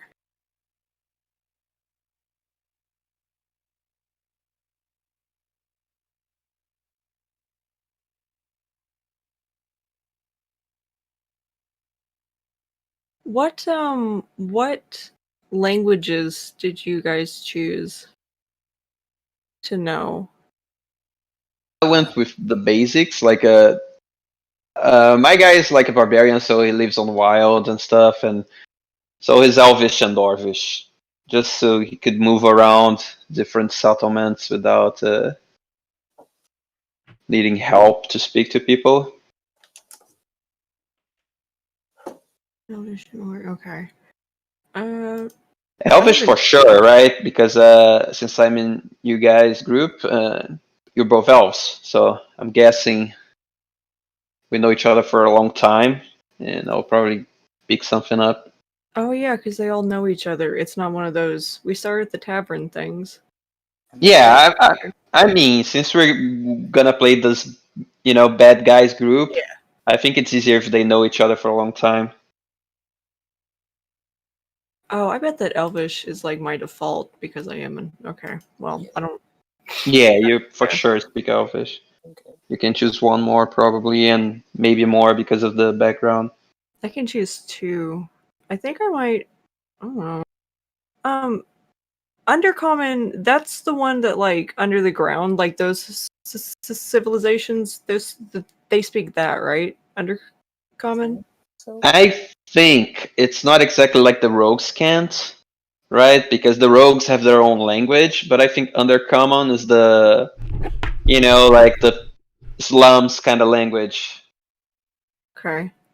Kind of I'll a choose way. that one then. I'm not trying to like choose like, the best languages, because I feel like that's kind of not like metagaming, but like I just don't really know like what's the Your common. character would know, right? Yeah. So if Undercommon is this, I should actually ask you. So Undercommon, what is Undercommon, the language? Undercommon is a language of drow, goblinoids, ogres, not ogres, but it's the underlanguage of underling. Like geez, hold on, let me just D&D. You guys can hear me, right? Yep. Yeah. Okay, Undercommon. Undercommon is Underdark languages: Aboleth, Chokers, Chols, Cloakers, Delvers, Drider, Drow, Drugar, Dwarves, Githyanki, Githrazai, Grimlocks, Kobolds, Kuatoa, Orcs. It's a very guttural sub language of subspecies. It's like the ghetto English language. Okay. Yeah, that makes sense for us to know, right? Yeah. I changed Dwarfish to Undercommon. I Okay. know Elvish and Undercommon. So Okay, because I was so- thinking, like, since we know each other for a long time, the Yeah. party. Are we going to know I each know other? the language. Are you guys going to know each other? Yeah, we were thinking it makes more sense, Okay. right? All right. Also, I love, by the way, I love this more than anything. If you guys go to my D&D server, right? My Discord server. If you Okay. scroll down Yeah. and go to the Storm King's Thunder campaign and scroll up, you will find an entire book worth of contexted roleplay. You guys can scroll up to the top. Harshnag's eyes well just for a moment before his demeanor goes back to the strong and proud adventurer he truly is. I shall wear this with pride, Auric. Words cannot thank you enough. Harshnag dons the breastplate, and it magically resizes to fit his massive frame. The morning sun shines off of it in a magnificent glow, and a large smile forms across his proud face. Till we meet again, Auric. And he gives you a proud nod, turns, and walks away. I reckon that's our friends, or our cue, friends, Baldur says. A large mist of purple and black begins to swarm around you. Moments later, you appear before the mountain range north of Neverwinter Wood. There before you lies the entrance to Gauntlgrim. There's a freaking book of like a couple of my chapters and campaigns that I've done before. Like literally, I love people talking while the downtime is in between sessions is over. So what I'm gonna do is make it a separate channel for role-play chat channel, where things can be nice. done during the week where we aren't there, and it helps Sounds like so fun. much. It's a downtime channel. So crafting, gambling, etc., forging. A lot of this it's super important to characters. Like, oh, it's been a week since we played, but well, what the fuck did our characters do for the last 14 hours that they were sleeping during their long rest? Well, there's a whole bunch of shit. But at the same time, if the campaign ends in a town, dude, game over. There's so much possibility. I usually give 2 weeks of downtime per session when the when the night ends in a town, and I usually end up trying to end it in somewhat of a town. So this can happen, where where the story can continue even though we're not there. If you guys like literally look at something like Storm King's Thunder campaign, the Dragon Mask campaign, the Oddfellows Training Company campaign, Anything with the asterisks in the text, like where the text is sideways, that means people are talking, or context is being shown. Like as Baldar looked to his friends before opening the door, he saw stoic, ever confident expressions of his allies and gained confidence in the battlefield. Blah blah blah blah blah. Like, I will make a channel for this campaign. Just letting you guys know. Cool? Yeah, that sounds pretty exciting, actually. Yeah. And also, this lets you develop your character so much. Because it's been a week, right? It's been 7 days. I haven't played Ilaria, the Wood Elf Ranger, in a week. Well, fuck, who am I? I was at work all week. My job stressed me out. I just want to go home. I want to roll some dice. I want to do this. But through the week, you can be in character. You can get home, right?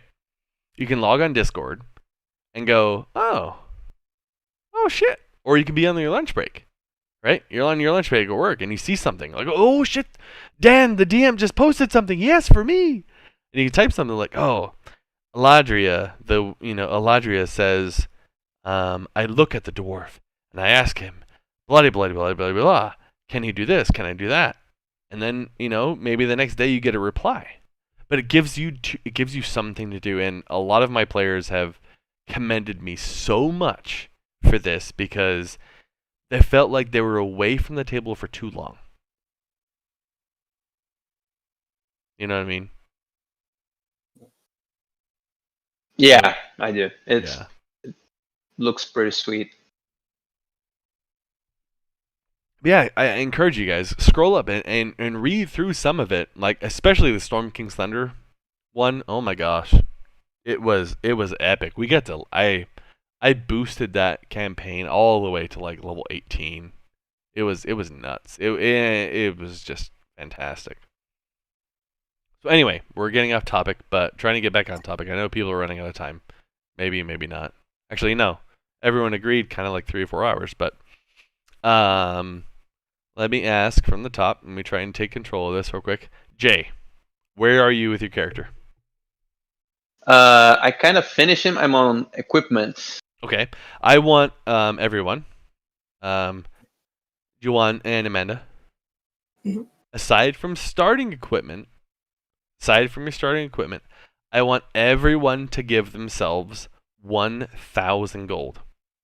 Ooh. Yes, because you're level 3, guys. You have been on adventures. You're level 3. You're not level 1. You're level 3. You've been on adventures. You've done something. You've gained experience. You've explored the wilderness. You've developed yourselves. If you have the folk hero background, why are you a folk hero? Maybe you did something. Maybe you slayed the group of orcs that was invading the neighboring town just north or just northeast of Waterdeep. You defended them against a raiding orc party, right? Maybe you were gifted a longbow, right? But I want each of you to give yourselves 1,000 gold. Now, 1,000 gold doesn't seem like a lot if you are trying to expect plate mail and you can't afford it yet. However, 1,000 gold is going to get you some stuff. It's going to get you some gear. You could get multiple explorer packs. You could get multiple martial weapons, longsword, a mace, javelins, longbow, arrows, multiple sets of different armor you can carry around in your backpack, bits and pieces, shields, stuff like that you're not used to, or rations, days and days worth of supplies. Or you could say, you know what? I only needed 1,000 gold to get half plate. Dude, I'm wearing half plate. I win the game.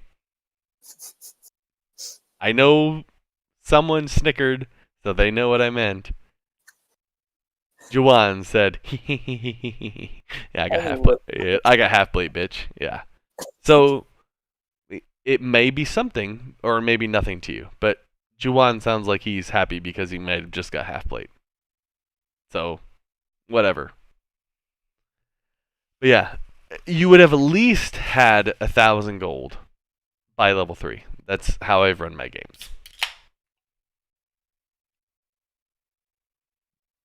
Okay, and where do we go for acquiring new equipment? Okay, so go back to my stream. Okay. We go back to character, go to equipment, right? Equipment or gold. So if we chose equipment, scale, blah blah, this and that, add equipment, right? And now we go to add something, more, starting equipment, gold. Maybe I went too fast. Okay. Equipment. We chose our starting equipment, right? Mm-hmm. More. Starting equipment. Gold. What's 1,000? 10, right? 10 times 10 equals 1,000. Add starting gold. Starting gold added to currency selection. So now we go to next. And then usually this would be available, but I'll go to one of my characters. You guys should easily be able to just pick one of your characters. Let's go to my Storm Priest.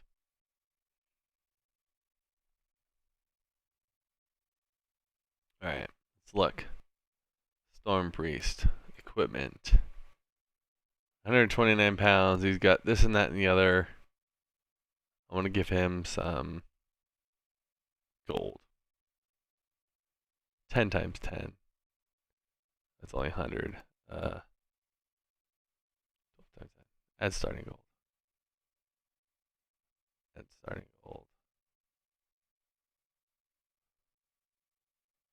Alright, what's next?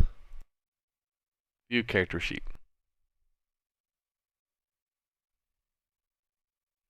How much gold does this character have? Let's see.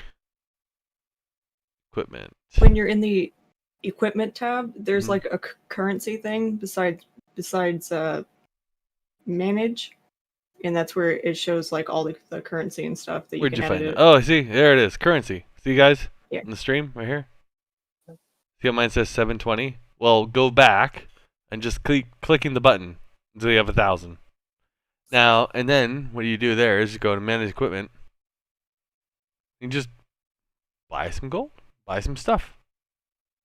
Add items. Yep, right here. Okay. Manage equipment. See in the stream? I don't know if you can see it yet. I don't know how far. How bad is the delay? My stream. 1 minute. Oh my gosh. Okay, that's terrible. So manage equipment, and then you can do whatever you want. Armor. Obviously no magical items yet, but if you want to go half plate, and search it, you can go half plate, add. Well, how much is half plate? Half plate costs 750 gold. So if I added half plate and I have it in my backpack now, well, crap. I better. Oh, look at that, guys. You don't even have to add. You just do what she said. See how it says here? Well, if you can see my stream, please. Once you can see it, the currency tab. I think I might have actually figured it out. If you look at my stream, hopefully the currency tab will pop up. One day. You guys see it? See it? Yeah, you can actually add to the. Yeah, you can actually add to the total. So add 1,000, and then what I want you guys to do is when you pick something like half plate, right? Deduct it, right? So if half plate is 750 gold, deduct it, get 350 left. Play with the rest of your gold. If you roll into my game and you have a great sword, a maul, a half plate, a +1 shield, 2 +1 this is that, and I'm gonna like, yeah, no. So I trust that everyone's gonna be vigilant and respectful of my generosity with the rolls, and your ability scores, and the gold that I give you. However, because you rolled your characters in my account page, I have access to all your guys' character sheets. So what you guys can do is that if you say, hey, Dan, like, I don't know if I did my character right. Can you look at it for me? Oh, yeah, sure. I got you. I can go to my campaign page and look at your character for you. Like, did I choose the right skills? Well, I would have chosen this, or maybe I would have went there. You know, bits and pieces like that. Or how do I equip my equipment? Why is my armor class only 10? Well, go to your equipment page. If you guys see this, go to your equipment tab, and there's little boxes on your D&D Beyond account. You click those, and that equips your gear for you. And then when you go back to the actions page, it gives you new actions. See?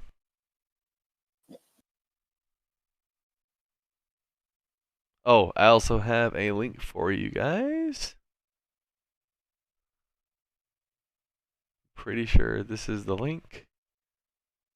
Okay, so I'm going to DM you guys this. Actually, no, I'm going to PM this, or general messages, in general chat Discord. Everyone click on this message, and then click on what browser you guys are using, either Chrome or Firefox. Has to be one or the other. What this is going to do, it's an extension for your browser to make D&D Beyond talk to TaleSpire. Okay? Okay. So click that and enable it in either Chrome or Firefox, whatever you guys' choice is. Everyone do that, please. Done.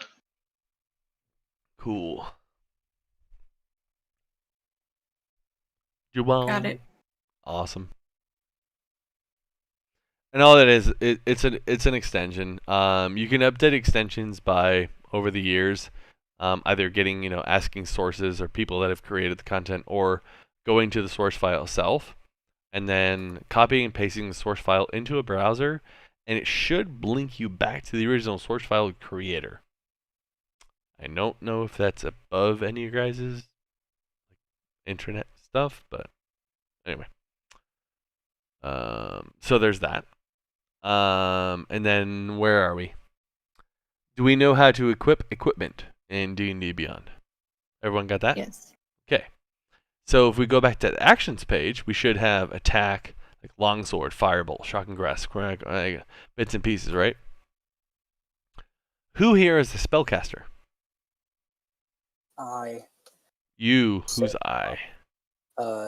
Me, Juwan. Juwan? All right, Juwan. Let me bump up your volume. All right, Juwan. What are you? What class are you? Halfcaster Artificer. Artificer? Yeah. Okay. I want you to go to this tab here, spells. Second tab over. And then hit manage spells. And then from there, you can look at your spell slots and add spells. And you should have a column on the right hand side of the screen, just like on my stream.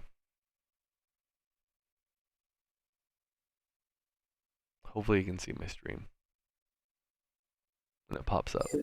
It's liggity lagging, but I know, it's like a minute behind. I'm sorry. Probably because I have way too many programs open. But from where you can see it, hopefully you can see it like soon. But you go to the spells tab, and then on the right, there is a manage spells. Now what you want to do is hit the add spells down icon, and you can see your spell slots, and then you can see how many cantrips you know and how many spells you know. Mm-hmm. So do you have that option open?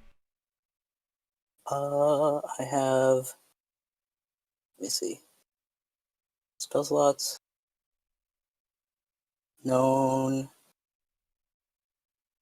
Yes. You have known spells and cantrips, hopefully. From memory, artificers are kind of like wizards. You can prepare anything? Yes. Okay. And clerics. Okay, cool. So cantrips. If you scroll down, you can actually sort it out. If you see filter by spell list, so you don't want to get confused. See this here, filter by spell list. You can click 0, and that is your cantrips. It'll show you only cantrips first, and then you unclick cantrips, and then click first level spells, and then it'll only show you the firsts, so you don't get confused. So if you're 3rd level and you're a full caster, you should have access to what, 4 cantrips? Half caster, 2. 2, okay. Only 2. What's your exact level scenario? I was going full 3. I didn't know if I should do wizard at all. So you wanted to do what's your goal? What's your end game? What do you want to be? How many this? How many that? Probably I might go full artificer because it'll knock down my usefulness for my defender. Yeah, I don't go full artificer is pretty baller actually. Yeah, They are pretty strong, especially level 20. I mean you get +6 to your saving throws. They're amazing. Artificer's very strong, and you're doing the defender, right, with the pet? Yeah. Just go back, hit the back button, and go to class. Dump the other class, and then go full artificer. You won't regret it. Okay. They're a very strong class. Very fun class too, by the way. I played one to level 18. They're great. And you can do so much with them. You're basically Iron Man. So smart.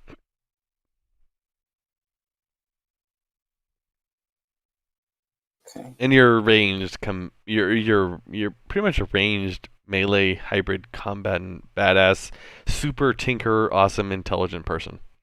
That's great. So dump the other ones, go back into it, pick artificer, go full 3. You have your subclass unlocked, you're ready to rock and roll, and then come back to manage spells and once you're ready for your character screen. And then basically when you click down, pick your 4 best spells, and also I highly recommend this website, guys. If you don't know what you're doing, you have no idea what's going on, you're like, you know what? I need help with my choices. Just go to this website. And I'm going to link this. It's really going to help everyone choose what they want to do. So this is on the general chat of Discord, my Discord channel. If you guys go, just open that in a separate tab. Like right click, open separate tab. Follow those guidelines. This guy is a genius. He's super smart. He knows things.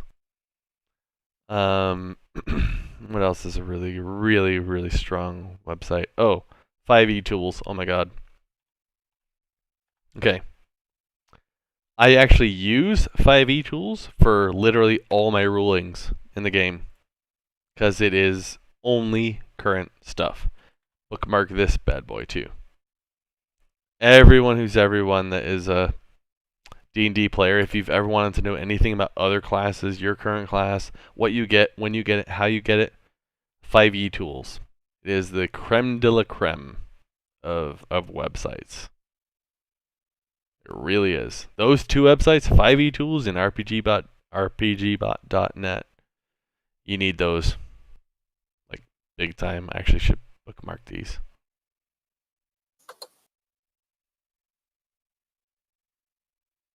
You guys got those? Yep. Also, Amanda? Mm-hmm. Just reading RPGbot, and going to the subclass breakdown, when you read over Beastmaster, it will help you kind of like go, oh, okay. Because what you'll do is you'll read along, go back to your character sheet. Read along a little bit, go back to your character sheet. So what RPGbot doesn't do, or what they failed to clarify, I feel like, is that your pet with the new Primal Companion, pay very close attention to what I'm about to say. Okay, gotcha. With the new Primal Companion that came out with Tasha's Cauldron and everything, the bonus action that you take on your turn can command your pet to attack. Pet can attack on my bonus action. Yes. So you can attack. I shoot the goblin with my longbow as my attack action. Thunk. I use my bonus action and my panther, hypothetical panther, attacks using my bonus action on the same goblin. Attack. End turn.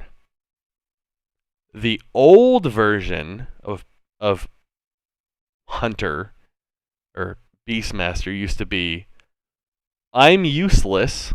I can't shoot anything. Instead, I'm going to have my pet attack. I roll for attack. Now that I'm standing here, I'm going to sit down Indian style and pray.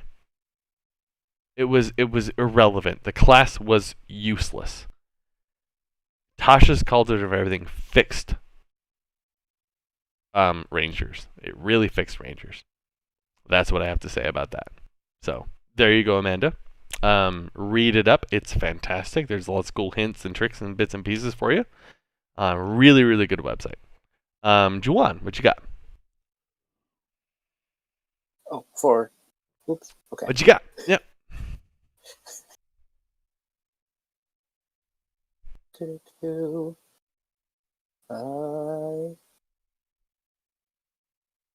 It's okay. I'm all over the place. There's a lot going on. Mm-hmm.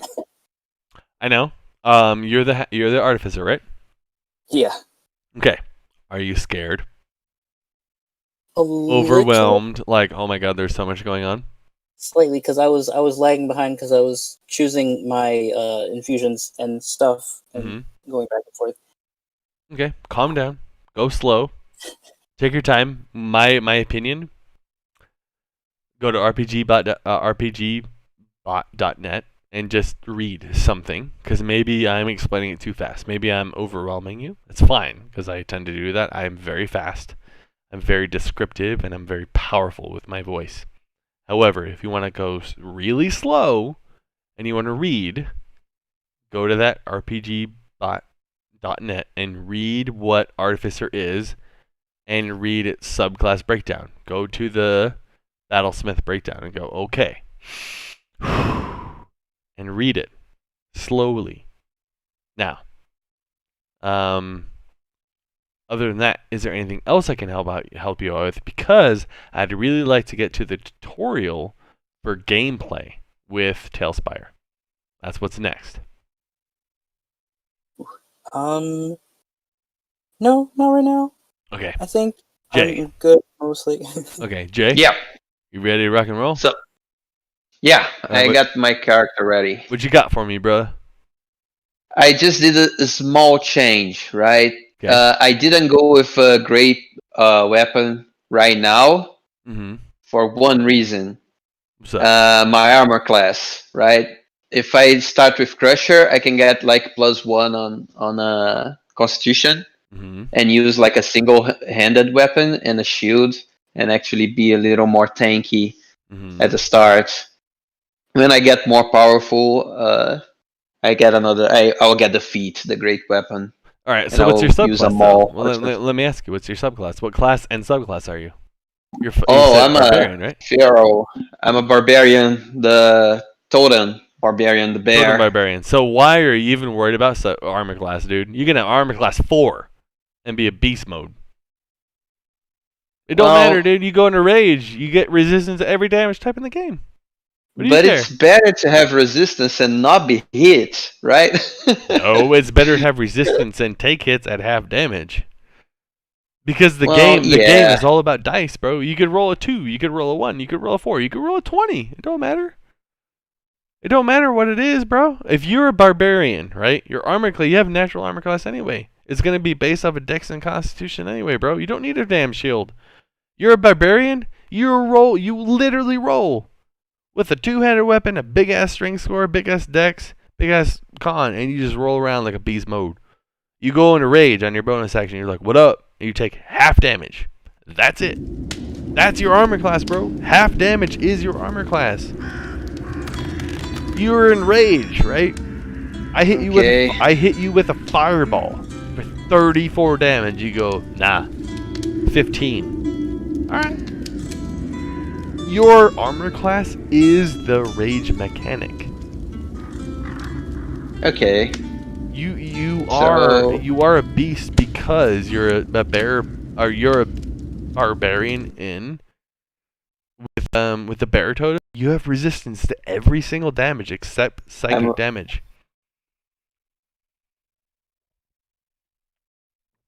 You know what I'm saying?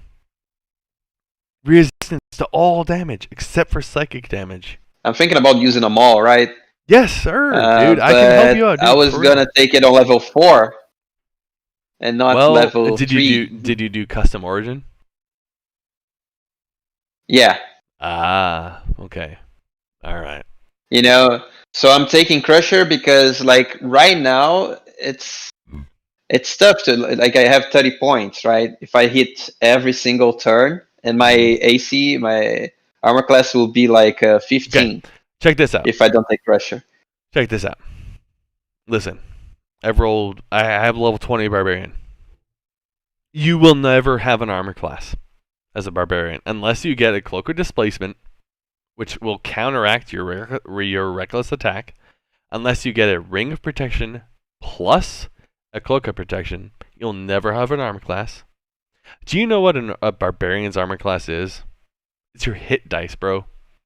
That's it. You will be beat up. You will be punched, bloody, beaten down hard. Your armor class is not a number, it's your hit points. Your hit points are your armor class as a barbarian because you are resistant to damage. When something misses you, that's a break. That's a free break. But when someone does hit you, you're only taking half damage. That's it. You only take half damage. You have the highest hit points in the game as a barbarian, and you only take half damage. That's it. You are a beast. That's a barbarian. You are a beast mode murder machine. That's what you do. Barbarians go beast mode, and they smash things until the things aren't moving no more. That's your job. And Okay, I'm sold. And have fun while you're doing it. That's it. Go nuts. That's fine.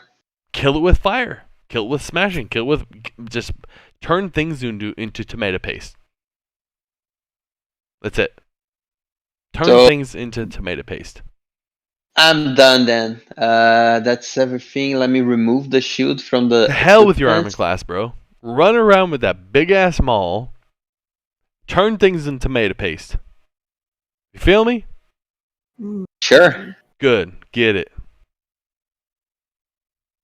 Or cut things in half with a giant two-handed battle axe. I don't care.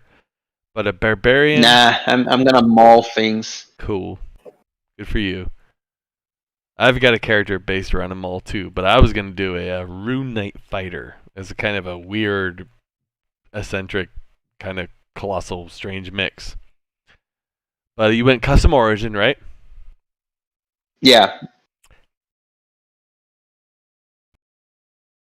Hello? Oh shit, hold on. Oh, I think we lost him. Got me? Yeah, there you go. All right. Can I suggest something to you? Yeah. To hell with custom origin. Go Goliath. For the free athletic skill. 2 to strength, 1 to constitution, cold resistance, and powerful build. So when you run into the situation, because you're powerful build and you're 18 starting strength, you can lift up the horse and throw the horse at the goblin. Be the big boy. To hell with custom origin. Custom origin's cool. Fuck that. If you had a 17, right? Yeah. Okay, 17 plus 2 is 19, plus crusher feat is a 20. You start out with a 20 strength as a Goliath. But I don't get the crusher feat. Yeah, you do. Right? No, I do? Shit. No, shit, you don't. You don't get into level. Next level. Next level, you'll get it. Next level, which is only 1 level away.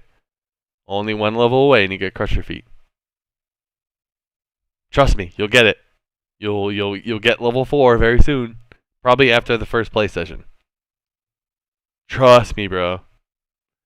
Be the Goliath. Be the Hadouken monster man and pick up the freaking horse and throw it at the giant. Okay?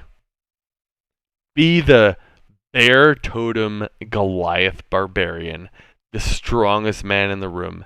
Be the guy that not only lifts up the table to throw at the patrons, be the guy that lifts up the tavern and throws it at the giant. You know what I'm saying? Be that guy. It's fun. It's a fun character to play. The strongest man in the room is always the funnest character to play. Aside from the face of the party and the stealth person. Actually, everyone's very fun to play. Never mind. Okay, so yeah, not much changed. It is very fun. It is a very fun class to play. Okay. Aside from that, if everyone has no further questions right now, I need to get into the latter part of the video to show how your character sheet TaleSpire. So with that, I want you guys to talk to each other a little bit about your characters, and please, how the hell do you guys know each other? We have a Goliath Barbarian, we have an Artificer, and we have a Ranger. How the hell do you guys know each other? Figure that out. Give me 3 minutes. I'm gonna use the restroom. Amanda, are you ready?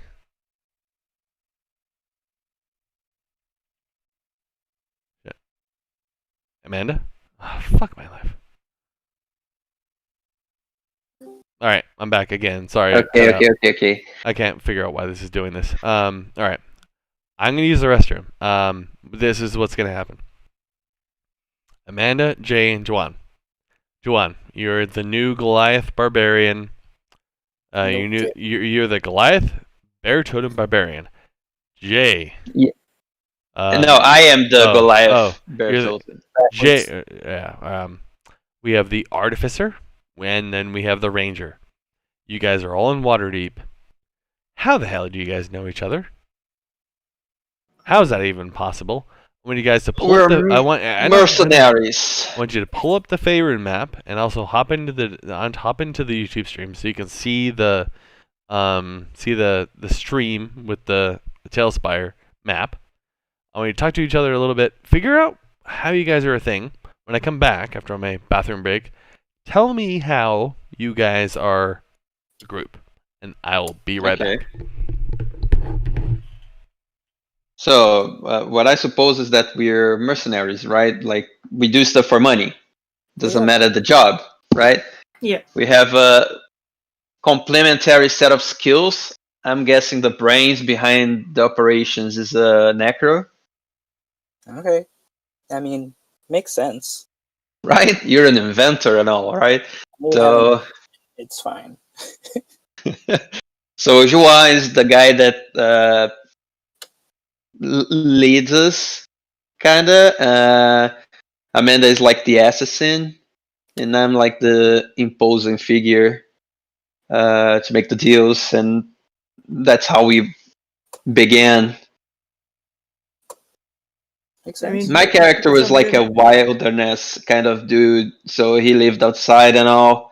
So I guess he met Amanda first, since he's a ranger. And right, makes sense, right? We're both. You tried to steal my rations, and I beat the shit out of you. And then you beat me before I died. You took me to town. Out of a little bit. That's how you join the group. I respect strong people, so if we actually got into a fight and you showed prowess, I'm like, oh yeah, this lady can kick, so I'm gonna help you out. And we got into a fight. I brought you to the town to stitch you, and we actually met the one guy that tried to rob us for money, like probably tried to sell something to us that was very I saw a wounded person and I said, oh my, that looks like a good target. Yeah. So you try to extort money from us, somehow try to play a con on us. And I'm guessing Amanda saw through it and Poison. I was like, oh, here, this will help. This is a good potion for you. Yeah, I have a spell that can detect poisons, so I'm sure I casted that, and then it all just went to hell after it. yeah, we probably argued for a while, and then you guys were gonna fight, and I separated the two of us. It's like it doesn't make sense. Let's not fight in town. We're gonna get arrested. Yeah. Let's take it outside. And then we went outside and set a ring for you two to. And that's how we met each other, and we became friends since. Oh my gosh, a battle of the pets? Is that what happens? Yeah, I guess we fought each other. I didn't fight you though, right? No. Yeah. That didn't happen yet, but I don't think it will. We actually became good friends, right? Because Yeah. we started doing some quests together, like some missions. We all needed money, obviously, because Amanda was bad, and you tried to extort us unsuccessfully. So we actually tried to get cash, and we joined in and filled some missions for money, and we became a team. We saw strength in each other, right? Yeah. I saw a meal ticket, but yes, I understand what you mean there. So about Cheyenne's character, Yes, I'm here, by the way. how would they fit into our backgrounds, you guys think? Well, I would like to hear it. I would like to hear your story. So, did you hear our story? Yeah, no. I would like to. This is the best thing. I feel like if I step away, it gives you guys a chance to talk amongst each other, to develop your own input and character development without me barging in and going, Fidukin no, Fidukin yes. I'd rather you talk amongst yourselves and figure it out and then come back to me. So, in a 3-part story, I would like Amanda, you to tell me what's the beginning of your story, and then I want Juwan to tell me a little bit, and then I want Jay to tell me a little bit. So Amanda, tell me how did you guys meet? Okay, so my character, since she's a ranger, I'm assuming she was out like hunting. Okay. And she accidentally shot Jay's character because she thought he was a bear. Okay. And that caused the two of them to get in a fight. And let's just say that she got her ass whooped, and Jay decided to take her to the town to hopefully get her patched up. And at that point, I think it would actually be the middle of the story now. Okay. That would be Juwan's part, so he right. probably should continue Juwan? it. All right, Juwan. So I may or may not have been pretending to be a cleric of Lathander, and I may or may not have passed off poison as a potion. Okay. And she may or may not have figured it out. Ah. Okay, so maybe she rolled a really good survival check, right? Nope, she has a spell. Right, or something. Okay. And again, another fight. And I would probably not in town, yeah. Yeah, that's the part where my character steps in, right? Because they're about to kill each other. So I separate them, obviously, and say, no, we shouldn't fight in town. Because we might get arrested, we might bother everyone. Let's go outside and fight outside. So I took them outside and we set up a sort of a ring there, and there they fought. Ah. And to the victor goes the spoils, or do you guys want to play that out a little bit? My character was just like, no, I'm done with this, and went back into town and got drunk, and then they all just joined in. It was really climatic overall. Yeah. Okay. So we got drunk and became friends after that, and we all needed money. Right. That's why we needed money to patch Amanda up.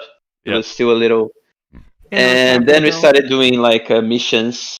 Okay. We saw potential in each other, like we complement each other and stuff. So we kind of formed a mercenary group. All right. Let me call my sister. Okay. See if she's still awake.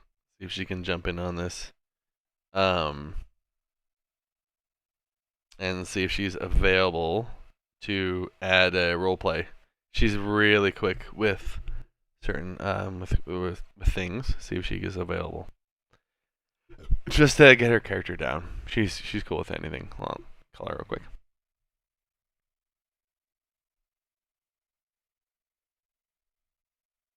If she gets a cleric or something, she might be the healer that we actually hired. Healer or rogue. Well, we kind of have a rogue equivalent, so. Well, you guys need a face to the party. You don't have any deception, or persuasion, or deception. Intimidation, persuasion, or deception. No, intimidation I do have, right? You do? Okay. Well, sounds like she or into a bard or something like that when she comes in. So, anyway, from there, if you guys can pop out of the stream and watch the stream, I want to open my character panel so I can assign you guys tokens that you guys like. And once you guys have the stream open and you can see it, I will start out with J. Once you have the stream open, you can see my character pane on TaleSpire. Let me know. Probably a minute delay, but and Jay, you're the artificer, right?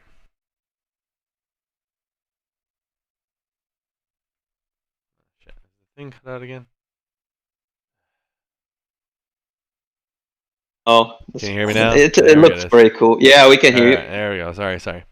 What I meant to say was, once you guys open the stream and you can watch the stream, Jay, I'll go with you first. You're an artificer, right?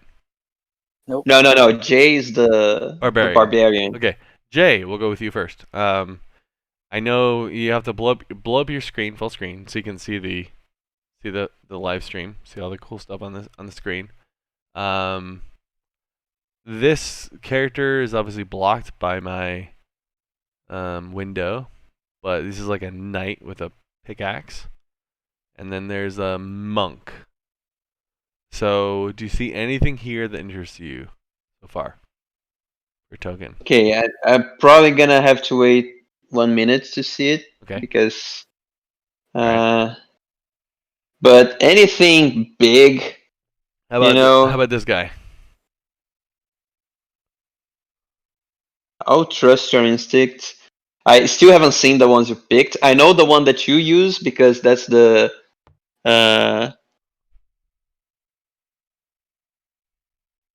Okay, I saw one of them, and I saw the monk too. The first one is much better than the monk too for me, right? But there is like a blacksmith kind of dude that I'm seeing. If he's big enough, he has the hammer on his shoulder. It might be interesting. Oh. Like your guy is pretty sweet, right? For me, it's the kind of Conan-like barbarian that this guy. But you're already using it, right? Well, no. So no. I'm not using him. Oh yeah, that guy's cool. I wish he had a big maw. I know. Instead of the sword. I know. In the patches to come, you can customize them. I'm thinking of a placeholder token. Everything's gonna change when the week come out. I'm just trying to think of something you guys want for to begin with. I mean, there's the blacksmith just appeared here. Yeah, he's cool. You can use the blacksmith as a placeholder. Okay, all right. You like him so far? I got a couple other. I got Faye. No, the Fae suck. Giant. No, he's too big. Goblins, half demons. Do you have a Goliath there? Looking for something with a big axe, right? Or a big Yeah, hammer. like a big hammer. Yeah. Hmm. Hmm. You might be good with him just for as a placeholder because the character creator is going to come out soon. So it could be a good placeholder, right? For you? Yeah. Yeah. Sure. Yeah. Okay. So let's just do him. All right, who's next? Let's do Juan. Okay. You're an artificer, right? Yeah. All right. What race? I was thinking basico human/elf. Okay. Human or elf with mechanical gizmos. Let's see. This guy looks cool.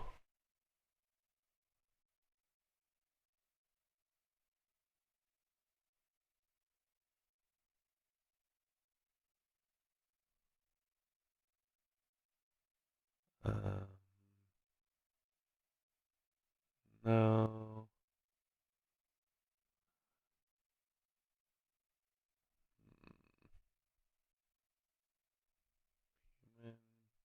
Maybe like a culty looking guy. What this looking guy? Oops. Oh, I was just rolling dice all over the place. No. There's no good looking gnomes. Trying to find someone with bits and pieces.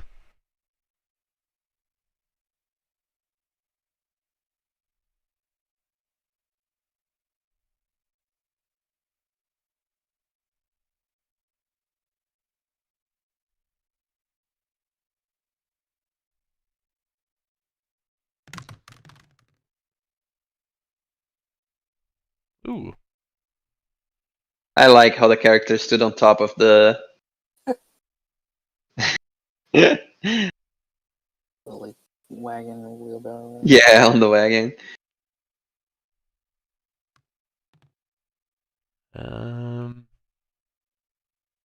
Cultist boys.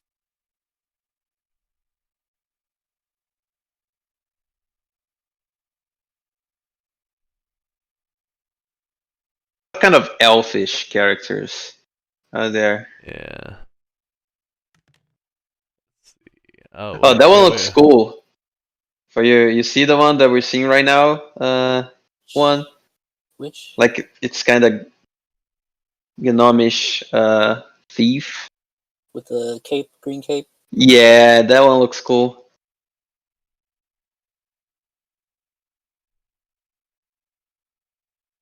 There's so many to choose from. Yeah, there's so many.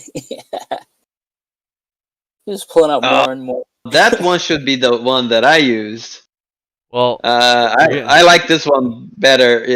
The mountaineer kind of barbarian. It looks like a cool character for me. which one? You have to tell me what armor exactly he's wearing. Actually, you know He's what? wearing Yeah, a we're going over here belt. now.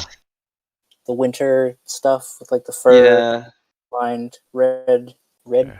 hair, beard on the face. he is on the middle line on the last column to the right. All right. Oh my It's gosh. a red bearded big guy with like winter clothing. I think I see what you mean. This one here.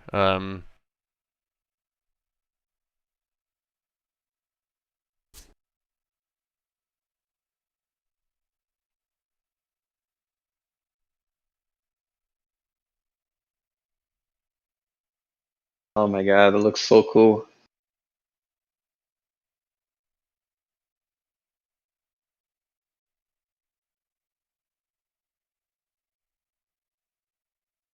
Tell me when it catches up. Yeah, like you move to town and you put Mhm. the character that I was talking about. Yep. Right there. Yeah, The guy yeah, with the wolf head. yeah, Yeah, the wolf head shoulder armor. yeah. That guy's pretty cool for me. All Yeah, right, let me zoom in.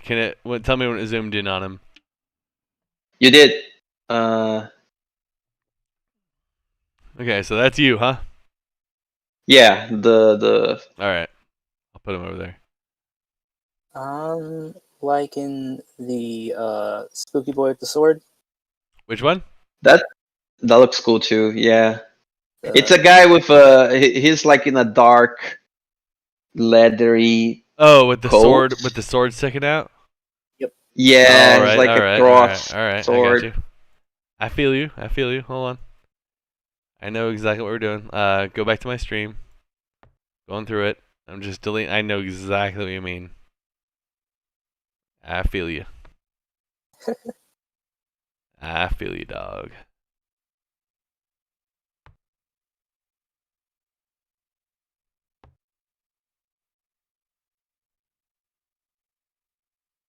You're like he's like targeted right now in your screen. Oh, cool. The character. He was in the middle. But on the stream, you actually started deleting I others. know. But Yeah, it's yeah, weird. I hate that it. but yeah, I think you got the right guy. Yeah. Amanda, have you ever seen anything you really like yet? Because I got one girl out for you. She's over here. Wait. Oh, no. Wow, there's one. That's No, one more than I thought. there's a couple. There's a couple there. They're really underrepresented though. They always Do are, I- unfortunately. So, do they actually have armor on, or is it just Oh like no, a plate you're mounted completely naked for the rest. You have I to, just- Amanda. You have to be completely naked for the rest of the game. Sorry. The It's okay, it's harder to my traditional female persuasion. armor. Yeah, you have to be completely naked. I mean, You're a Ranger- female that's playing the game. Let's Do you see. guys do you guys see that what's the name of that How YouTube about- channel? I got this here. You're playing a female, right, Amanda? Yeah. Okay. That's a male. La Dirty League or something like that. Do you guys know it? YouTube channel. They Oh, do like yeah. some videos inspired in Viva La Dirt League. Yeah. Yes, that's pretty sweet. They have one for like female armor. Yep. Where she's like, I want the breastplate. Oh, well. Sorry. It's a bikini. Yeah. Well, as far as Ranger, I think. It's good enough for me. Yeah, I mean they're well the It's character fine. creation model. Oh, it is a female, isn't it? I see a female there, I but see a bust here. I see a bust. There's a bust going on. there you go, the female. Oh, of course she's half naked. Yeah. All right. So we have a bust. All right. We got some tokens here. Saving this for this campaign, by the way. So, all right. So we got the Ranger. Now you need your pet. And did you choose land or air for your? I chose land. Okay. Let's go to beast. And we'll just represent your animal. What do you want? A warthog or a wolf? Or a raptor, bear? What do you want? Alligator, cat, moose, pig, donkey, bear. Is rat. there a ram?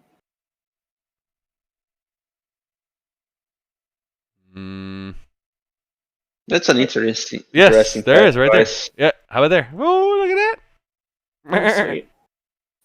Oh, sweet. Can he charge? I he think the charge beast someone. companion can, right? Can you see the stream, Amanda? Yeah, it's starting to catch up. There's a dinosaur. That's sweet. Oh yeah, I see him now. Okay, I still don't see it. Oh yeah, I see it. We were waiting for you to get it. I thought it'd be sweet if one of his horns was Oh, like that looks cool. it was like a thing that you could pop off and hide stuff in. Right. Hey, you know what? This is your game, girl. This is your game. This is your animal companion. You don't actually summon him. You, as the primal companion states, you create. Oh, it's like Build-A-Bear. It's almost like Build-A-Bear. Yeah, you summon forth a primal being. Not a primal being comes to you like a bear comes to you. You literally like almost create a spiritual animal force. Okay, so we have our ranger with her pet. We have our big moose. We have our artificer moose. So we have a tank, a side tank, and a full caster. Artificers are actually full casters. Cool. And then we'll have my sister, which will either be either rogue or bard or cleric. I'll try and tuck her into one of those. Okay, now everyone watch the stream. Check how fucking cool this is. This is where I wanted to show you guys. So, we go to my internet browser, right? Watch the stream. Go to our character sheet, right? So, how many people here have 2 monitors? Say aye. Aye. All right, I'm sorry. Hey, are you playing on a notebook? You can. It's fine. It's fine. So I have this on my secondary monitor, but I need to drag it over to this monitor to show you, right? Because otherwise it wouldn't work in the live stream. Now, can you guys see my character sheet? Wait a second, because Okay. yeah, Okay. we can. All right. So GM says to player, Amanda, roll me a perception check. Okay. Oh. Right? I roll you a perception check. Well, Amanda, how do you do that in the game? How are you going to roll me a perception check? You're going to click on this dice, right? You're going to go to this dice, and you're going to go D20. You're going to click like this, and you're going to roll it. Right? Tell me when that catches up.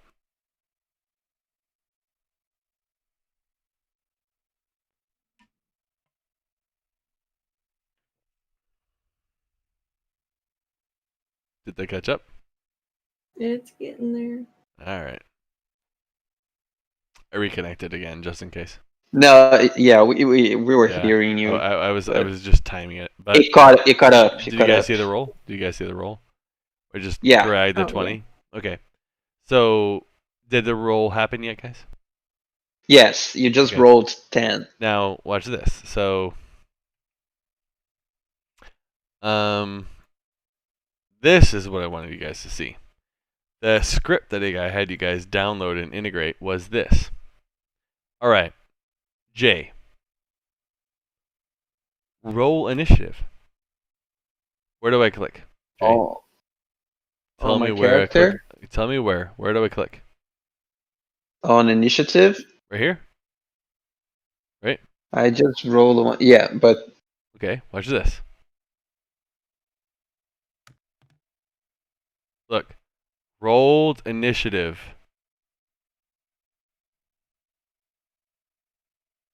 Did you guys see that? It's 3. We're getting there.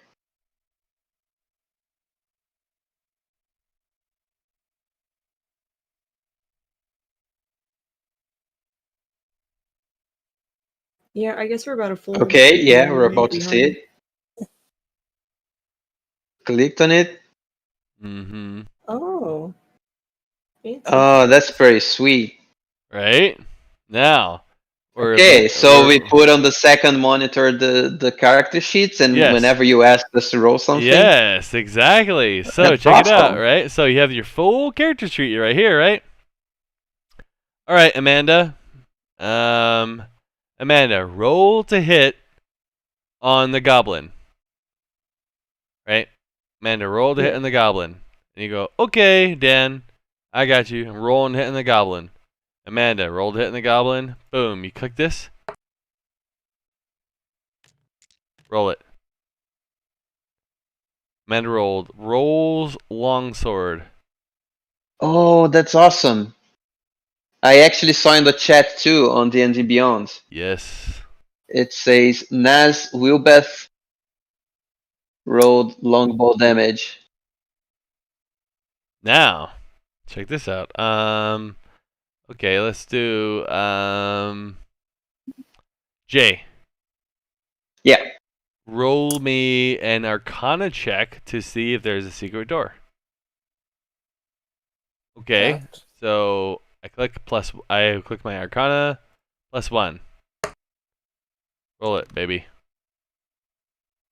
Rolled a 4, +1 = 5. Rolled Arcana. Most important thing is, see the subtext here, guys, in the stream? Rolled Longsword, rolled Initiative, rolled Longsword, rolled Arcana. All of these are so important to me as a GM with this. Because you guys can talk and see and stuff like that. However, the thing that's going to blow your guys' mind, you guys ready for this? Okay. Watch this. All right. So, Amanda, where's your character token? Right? You're right here, right, Amanda? Tell me when I get your character's token selected. I'm curious. Right? You're going to love this. I That's you, right, Amanda? Can you see it? think you're about to. It's 1 minute, I guess. So Is it a minute or 30 seconds? See it yet? I see. Okay. You're slowly getting to it. yeah, you're So kind of close. teasing it, but Oh. there you go. Okay. Yeah, you got it. Yeah.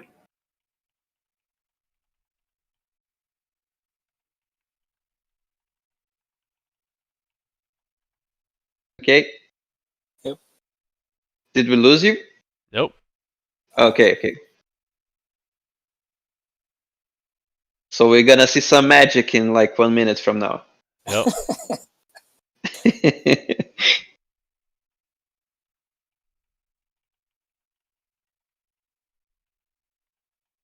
Oh my god, I know what will happen.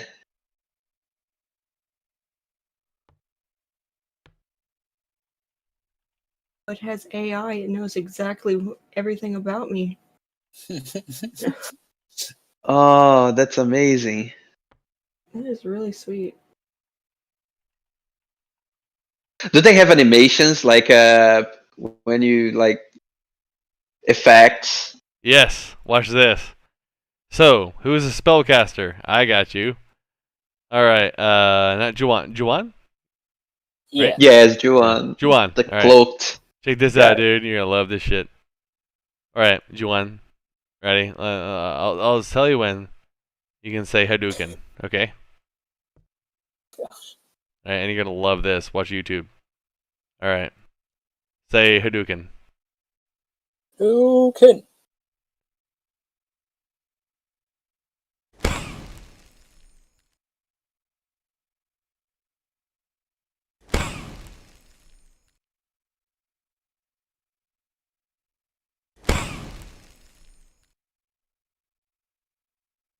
It's a Hadouken! concentration spell.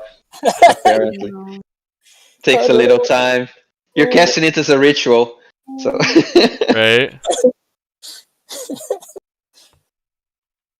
It takes a lot of power to Hadouken. 4 horses. I can imagine what's going to happen. Oh Oh, my wow. god! So it Did you begins throw it on the? You throw it on the ranger, poor guy.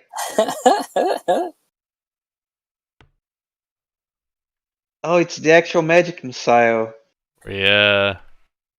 Do they have like many There will other be. spells? They're Like, going to do a lot. oh, Actually. They're going to do a lot, dude. This is just the intro. This is beta, and the early dude. I have beta access. Early access is coming out in a week. That's it. You guys are buying early access. So all the cool stuff that we're playing around with now, you guys will have. When the full game gets released in like 6 months beyond now, dude, this game it's going to make Dungeons and Dragons make Roll20 look like first edition Dungeons and Dragons. Like kids with chicken scratch on a table. It already makes Roll20 look terrible. How many people have played Roll20? I have Oh, yeah. 2,000 hours in Roll20. You know, and this is just me showing you this. You guys haven't seen any of my other maps and my other stuff. I mean, I got all kinds of shit for you. Just But hidden aside from things? that, Like, right? you open doors and stuff. What's up, baby? Oh, so you had, I forgot who, roll for like a hidden like thing in the area. Mm-hmm. Do things move and stuff? I can make them move. Yes. Oh, okay, cool. So we Yep. should like inspect everything. Yes. And- Okay. So I will do a very good example of that. It was in one of my videos, but I forgot to mention that. So I'm gonna move over here with the live stream, and I am going to go down here and see. Well, no, because you guys can only play with my map. Damn it! I thought you guys could play with my map, but no, you can't. But we'll play with this map in particular, and tell me what you guys want to interact with. But I'm gonna use the rest real quick. But we'll try and just kind of do a play-by-play where you guys kind of tell me what you want to do, and I'll move your characters. So what I'll do is I'll open and bring up your characters, the ones that I know who you are. What we'll do is like a mini session, slow-mo, mini slow-mo session where I kind of go through and say, hey, I want to move down here, and we'll try and kind of do that to see what you guys notice, just for fun, just for fun. Okay. But also,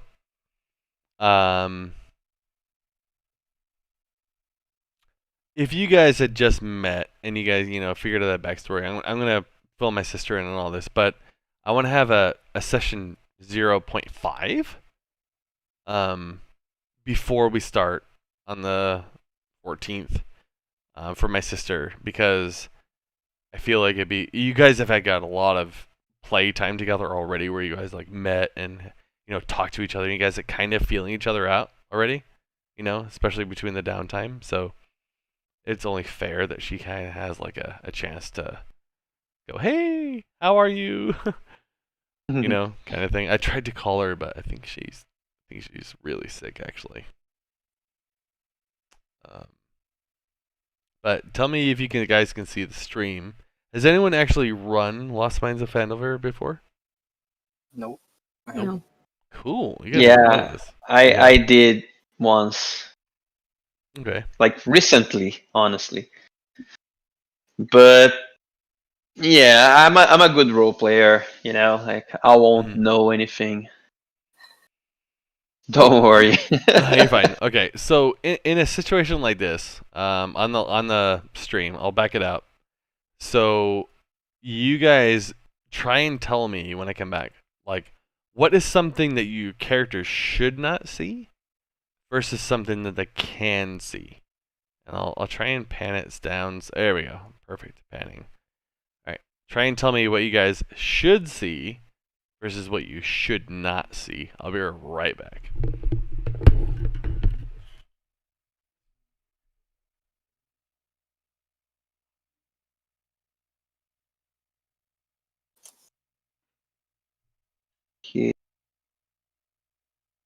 Well, the boys, I'm guessing. Yeah, I guess we're not supposed to be able to see the rooms like on the other side of the thing. Well. Yeah, 'cause like there's hallways. does it mean like fog of war? Yeah. Yeah. We should only see like the one on the top, right? The middle room where we are, and maybe a little part of those corridors. And if this is like in a cave or like a temple, then it's gonna be dark, so we probably can't see anything except for like the glow of the lights in the rooms, like off to the right of us. Well, I mean, maybe it takes in consideration like they have a point of dark vision, like if a character has dark, that would be awesome. If you think about like the player that has because we should be playing our own screens, right? Yeah. So if you have dark vision, you actually see it a little better than the person that doesn't see it. Eventually, they'll get to that point. That would be amazing. That'd be really nice. Yeah. Do we all have that, or is it just? Yeah, I think so. Like, you guys are elves, right? Yeah. So you do have it, and Really? oh no, I changed to Goliath. I don't know if a Goliath has it.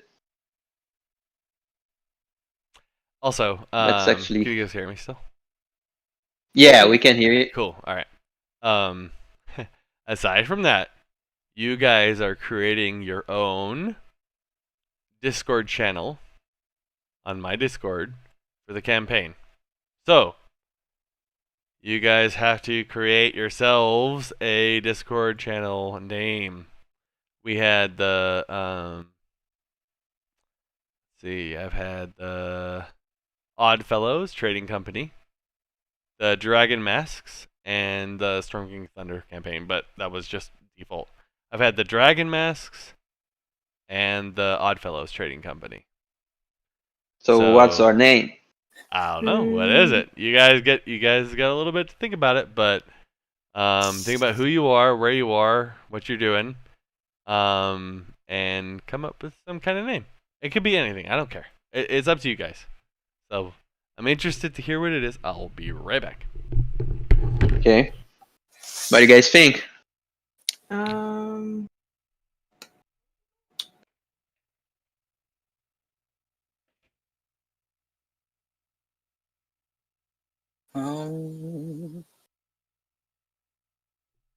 But here's the thing: we just know like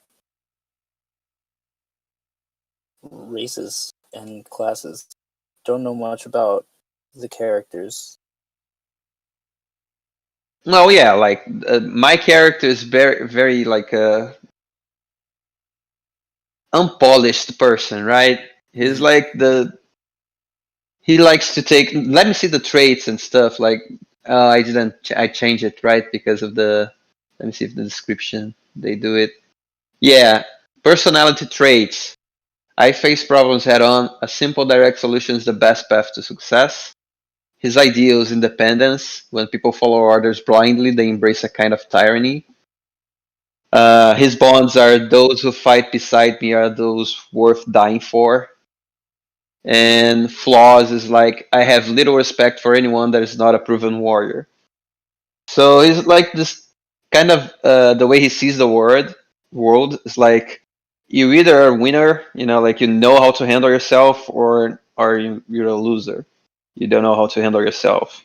And he doesn't care much about stuff because like in the jungle, if there's a bear attacking you, nothing matters but your strength. That's how he thinks, right? So that's the character. Well, that's legit. I gotta rethink everything now because mine was just gonna be. She just kind of throws arrows at things.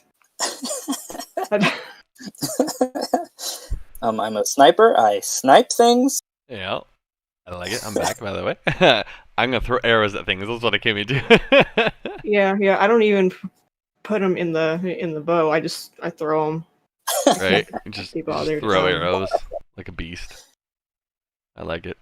That would be honest. You guys have a kind of a name, maybe? Oh my gosh. Oh, whoops. Yeah, we were debating it. Like Chaos Company. How about that? It's a thought. It's good, but it's too stereotypical. No, that's not a problem at all. I wouldn't mind something stereotypical. It's too like refined. Okay. In my opinion, what's four? What's a Latin number for four? Quattro. Quattro. Chaos Quattro. Yeah. What's the something Quattro? What did you say? Chaos Quattro. That looks cool. Yeah, I like it. You like Chaos Quattro? All right. Yeah, I like Chaos Quattro. All right, we'll do Chaos Quattro. All right. Let me make a new channel. Chaos Quattro. Chaos Quattro. Create channel. Okay. From here on out in the Chaos Quattro channel, I'll move it up in the Discord so it's above everything else. It's our new channel. Oh, also, aside from all the things in the Discord, I would highly encourage all of you to inspect the D&D Downtime, D&D Downtime 5e and Crafting channel, and the Homebrew Magic channel, and my PDF content manual. I'm going to upgrade or upload the rest of my PDF content, but it doesn't matter anymore, the PDFs I have, because all you have to do is go to 5etools.com. My PDFs are irrelevant unless you want to just look at pictures. But all you have to do is literally go to 5etools, and you can get knowledge for any game or any any PDF content or published content in the game on 5etools.com. So it's kind of irrelevant. I used to post the PDF stuff, but it doesn't matter. Just go to 5etools. However, I would highly recommend going to my Homebrew Magic Items page and looking through it. There's a lot of cool stuff there. And if anything tickles your noodle and you go, oh my god, that would be amazing for my character, holy shit, send your DM a private message saying, hey dude, I love you. This looks amazeballs. I don't know what I would do if I had this, but things like that. I like. By the way, this is your game. I'm the narrator. This is your game. Okay. Now, let's get into the nitty gritties. Who's ready for some kind of how do I move my character stuff? Sure. Okay. So aside from all that spiel, let's go back to live stream. Go to YouTube, and we'll go, how do I move my character? How do I aim? How do I know how many squares I can move? How do I know how to do this? But everyone knows that if I ask you to do something, or if you want to do something, you get to go to your screen, right? On your Roll20 and say, you don't always have to ask me, by the way, guys. You don't have to ask me nothing. DM. Yeah? Hey, DM. Well, what? I mean, what's up, Amanda? What's going on? Well, hey, DM, I stealth. Okay. Go ahead and stealth, girl. What's up? Alright, I stealth, DM. Boom. I roll a 13. I stealth. Okay, that's cool. I got you, girl. You're stealth. Your roll is as only good as my counter roll for stealth. So, Amanda is now stealthed at 13. Now, out of initiative roll, I haven't showed you guys this, but out of initiative roll, say Amanda rolls a 13 stealth. Let's go back. Actually, no, this is fine. We might want to go back here, actually. Let's bring these characters back here. This is for instance, because everyone's going to be buying this on the 14th anyway. So let's go for instance. And hopefully the Fog of War system is up. Because the TaleSpire Discord is saying that it's going to be up by release. So let's hope so. Who is not proficient with 5e rules? Say I. Me. Okay. Amanda. And who else? Anyone else? I played 5e before, so Okay. once, like I said, it was actually Minds of Phandelver. But you're going to be learning a little bit. Yeah, that might be something that I... That's fine. All right, so even if I pan the camera angle like this, like say like you were stuck in a room like this, tell me when you guys get here. Okay. We're going to go over an example. Tell me when you guys get here on the live stream. We're playing with Amanda's character. And what we're gonna do is I'm gonna rename Amanda to Amanda. Remain. Alright. We're just gonna play around with Amanda. Alright. This is a for instance. Tell me when everyone gets here. Everyone can see this simple room. Okay, I think we're if that's the room with like a kind of I a think we're good. symmetric room with like a pool or something. Yep. Yeah, that's the one we've seen. Okay. Amanda's name is like all the way up here for some reason. Super high up. And you're typing Amanda Yeah. right now on the Yeah. screen. That's a There minute you at go. least behind. Okay. All right, Amanda. I say to you, you come into a very large room, 10 by 20, barrels on the left side, fallen stone, a little passage with locked wooden doors on I the think we right. lost you. Oh, shit. Oh yeah.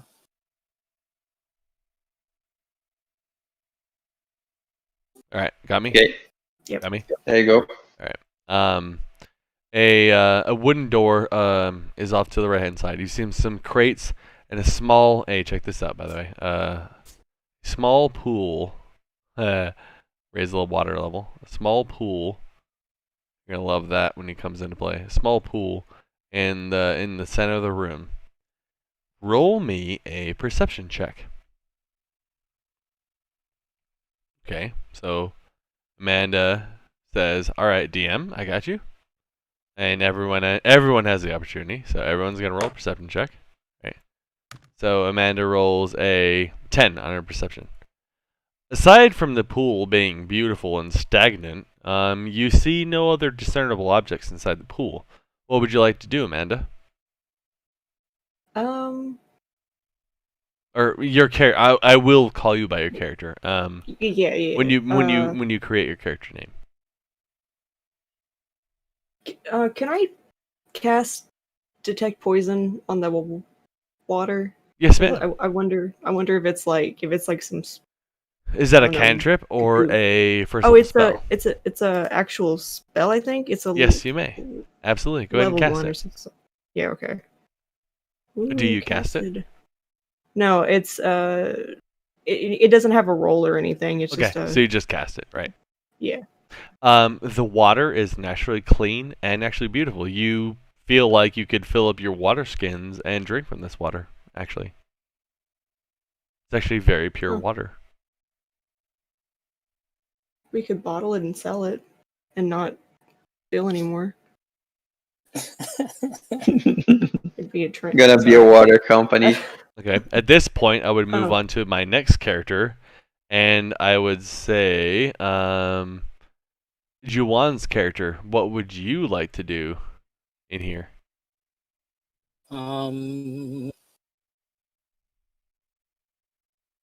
See where Amanda's standing. See where you're standing. Juwan, where would you like to go? What would you like to do? It's your turn. I would like to check behind these barrels, maybe? Over here off to the left or to the right? To the left. Okay. Alright. So, Juwan, you come over the barrels and you would like to inspect the barrels, right? Yeah. Alright, roll me a perception or investigation check. What would you like to do? Investigation, fine. Okay, investigation. This is not your character. I'm just rolling random crap. Alright, so you roll an 8. Alright, so you're over here next to these barrels. I can see you're next to the barrels. Juwan, you find underneath this right barrel 6 gold piece tucked underneath in this crevice here. Cha-cha. Alright. You boys are rich. And then I go to... basically I do this in turns and until we get somewhere, but let's go to Jay. Jay, you're up. Jay, what do you want to do? I would go to the door and Over here? the Which one? Oh you my God, get a door here or you get a door to the right? You'll closest to the obviously water. be able to... Closest to the water? Okay. Yes, the door that's closest to the water, and see if it's locked. Okay, it is locked. Jingle, jingle, jingle. And then I would say I'm going to roll something off screen. And then I would say, Jay, roll a perception check. To which point you would click, you would go to your screen, right? And you would click perception, like this. Dunk. You roll it. Oh, okay. 9. All right, Jay, and then I would say, the outcome or not. But Jay, you hear scuffling. What do? You hear scuffling behind the door. Behind the door, can I see how many voices I hear there? Like how many No, people are all you actually hear is scuffling? all you hear is some scuffling. And then I want from there I would ask Amanda to roll hers because she's kind of within like 20 feet. Amanda, roll your perception, and then at this point, your dice fell on the water. yeah, by the I know. way. At this point, I would ask Amanda to roll her perception, but I would not ask. Juwan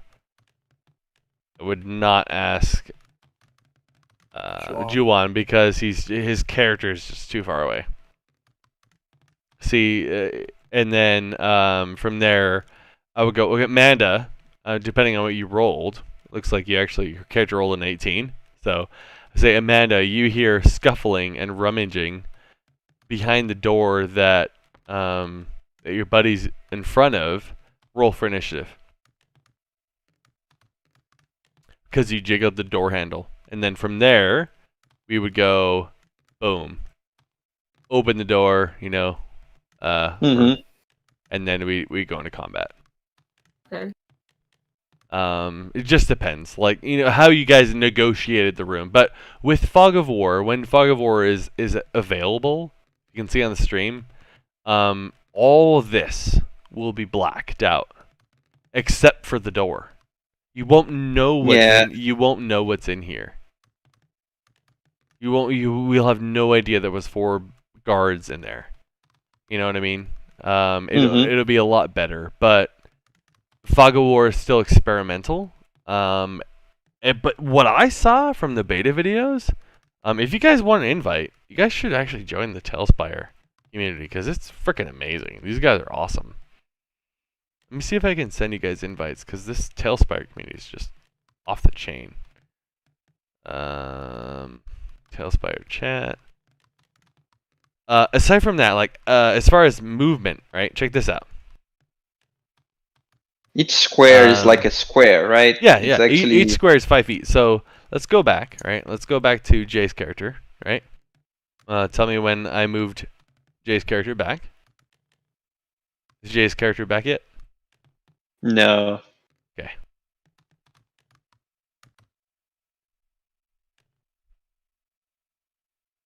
Alright, tell me when Jay's character's back.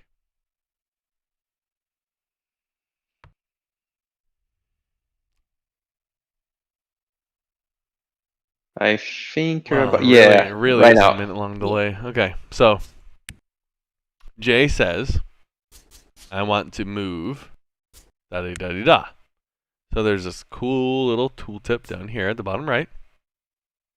Now what's going to happen is, once you guys are caught up, is Jay and Amanda and Joanna is going to be able to move their characters like this. So we go to the tool, and there's hotkeys for this too. So Jay, as a barbarian, I think at level 3, I don't know if you have fast movement yet, but pretend you don't. You have a 30 movement speed. If one square is 5 feet, like this.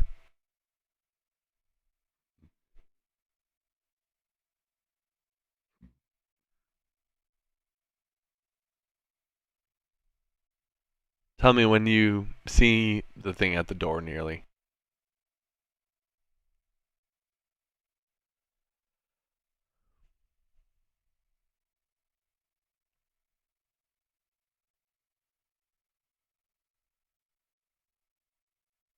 So 3.8 tiles, if one tile is 5 feet, you're at 25 feet, right? Mm-hmm. So that's nice. 4 tiles is 4 times 5, 20 feet, right? 20? Yep. Yeah. So you can easily move and get to the guard with your movement speed, at least, and attack. Right? Yeah. Cool. You can actually set a route. You don't have to go like straight path. Yeah, and that's with That's this pretty tool. sweet. This with this tool down here. Now, however, watch this. Let's say that Amanda is feeling cool, feeling special, feeling extra nimble. All right, DM, check this shit out, bro. I want to. Amanda, remember this. DM tip to a player. Instead of I want to, I do. Or I do Okay. this. This is a very, very important tip. I do this. I I hop run over the stones. to the stone. Somehow. Yes. I athletics jump up to this pillar. Off this pillar, I ninja climb or ninja bounce, slice through this dude's neck, and land on the bed right here, right behind this dude. If you guys can tell me when that stream thing ends.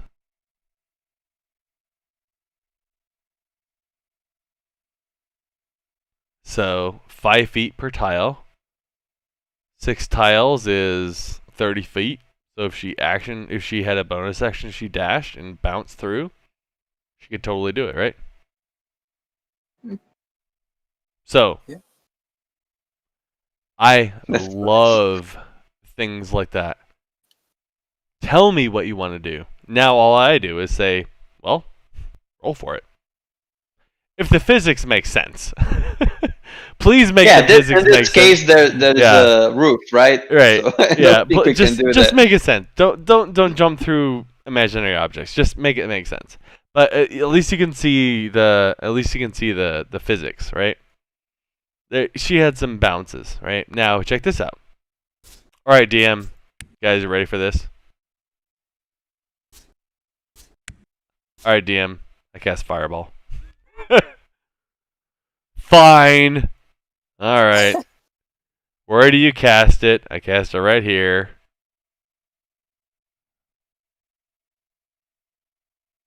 Hold on. I cast Fireball right here. 5, 10, 15 tiles. Alright, DM. I cast Fireball. Everyone within that vicinity, make a reflex save.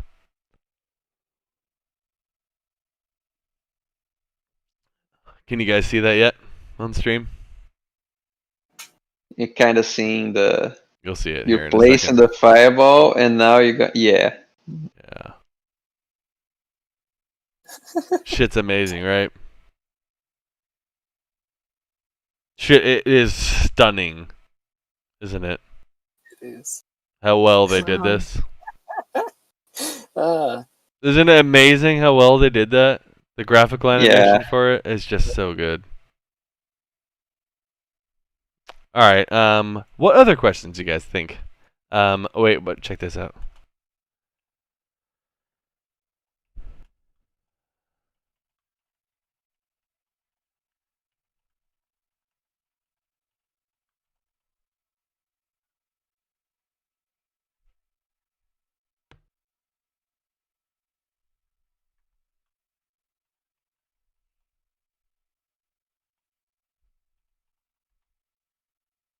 Let's see. All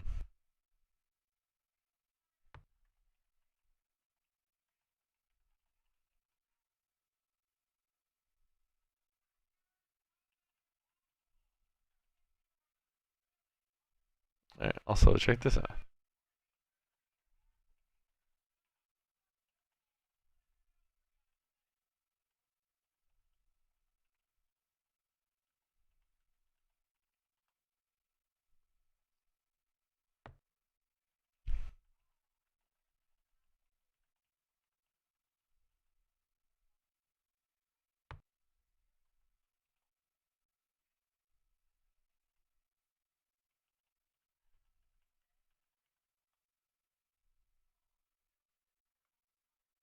just a side note, these torches, this torchlight Mm-hmm. is so good. Right? Oh, you want to see something cool? Watch this. Let's go down to this character right here. All right, watch this. Tell me when, and I'll click it. Okay. Enable torch. Boom. Boom. Boom. Enable torch.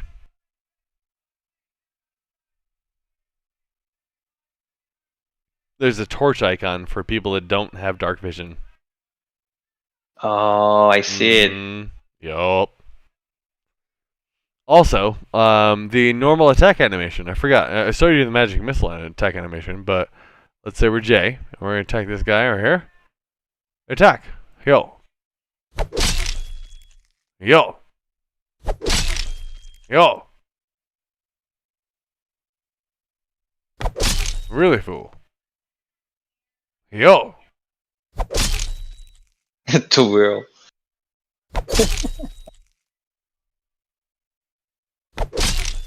Aside from that, there's cool bits and pieces. Oh, all right.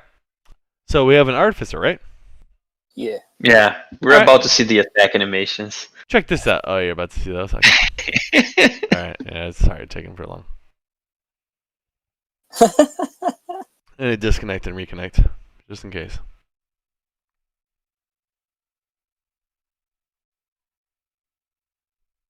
Oh my god, guys, I have so many messages. Ew. I am back. Hear me? Yeah. Yes. Alright, cool. Alright, so, Artificer. Check this out. Ready? Okay. I cast Fly.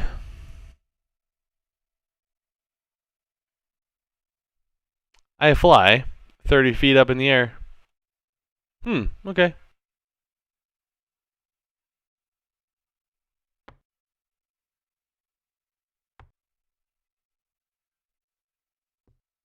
What do I see, GM? Well, I don't know, bro. I mean, you were in a dungeon, but now you're flying around. So, stuff, but I mean, obviously it'd be different. But check this out, guys. You want to get into aero combat? Let me get some shit going for you. Wow. How about we just do something like this? All right, bro. You want to do aero combat? I got you. I got you. I fly. I cast the fly spell, 3rd level spell. Cool. I got you, bro. Go ahead and fly. All right. Aerial combat engaged. So, is there like a marker on the map that shows like where the roofs and like the ceilings are? Yes, So but no. Yeah. Yes, but no. So, I can show you exactly how to do that too. That's a good question. Let me give my wife. Yeah, let me give my kiss a wife good night. Can I give my kiss a wife good night real quick? Cool. Should have had go. Should have had go. All right, got you.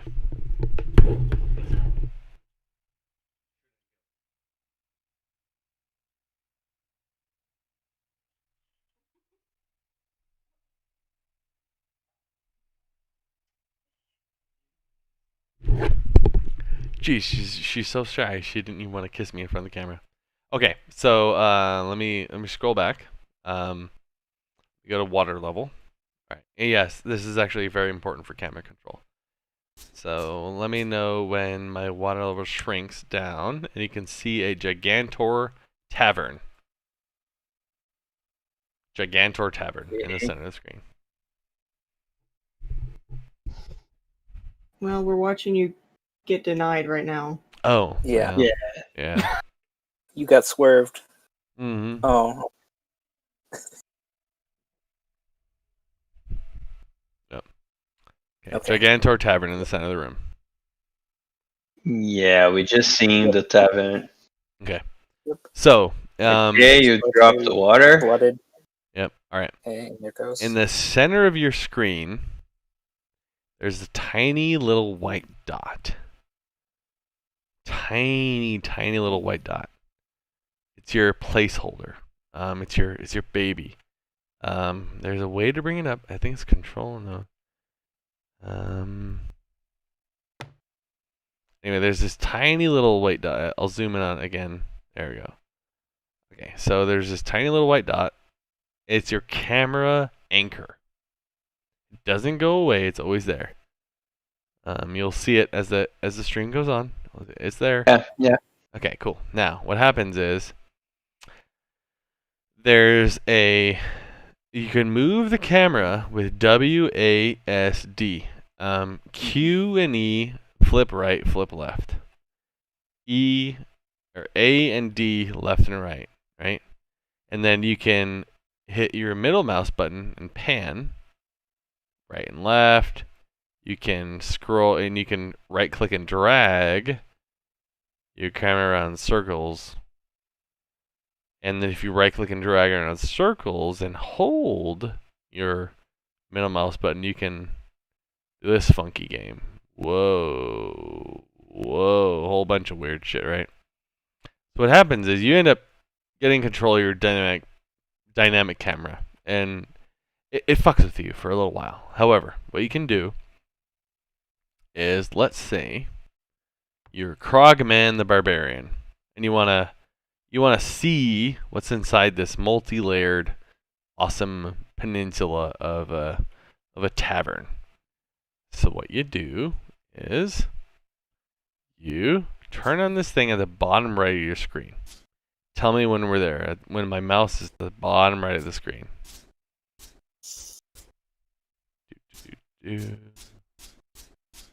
Krogman the Barbarian is about to enter the tavern. Let me know. I hate that my elbow stream is so freaking slow. You picked him, and you put him in front of the tavern. Cool. All right. You're not going towards the bottom right, though. Krogman the Barbarian is at the center of the tavern. What we do is we click this bottom right here. It's called the N. Mm-hmm. I don't know what it does, except for that it's called screen cut. In a multi-dimensional platform, 3D dimensional platform, if you have N selected, if you walk your character in to an environment, it will cut the screen.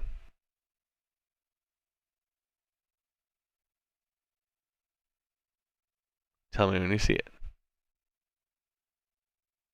You just toggled it.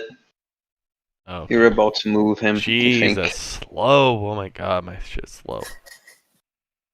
It's not. I don't think it's about your shit. I think there's a setup. You can actually change the settings. Yeah, so I might have to really change it. But I need someone to teach me OBS. I've only started streaming a couple weeks ago. Oh, sweet. Yeah. Oh, that's amazing. Oh wow. Oh, nice. Right? Oh. Right? You guys can see all that fancy shit? Alright, now watch this. Crowman's and Barbarian's gonna walk through this little tavern of his. Like he owns the place. Check this out. So, imagine this, right? You guys are talking to each other, right? Oh, bloody, bloody, blah. Oh, no, I want to do this. Oh, no, I just got over here, right?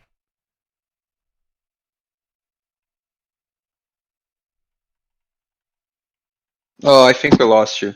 Oh no, I think we lost the sound. Damn it. Always on the cliffhangers. Am I back? Yeah. Yep. Got you? Got me? Yep. Alright, Yep. cool.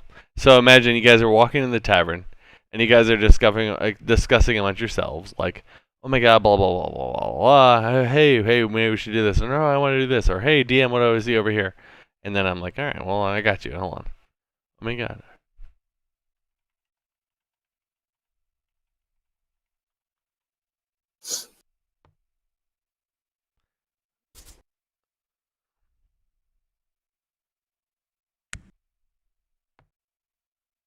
Oops, hold on.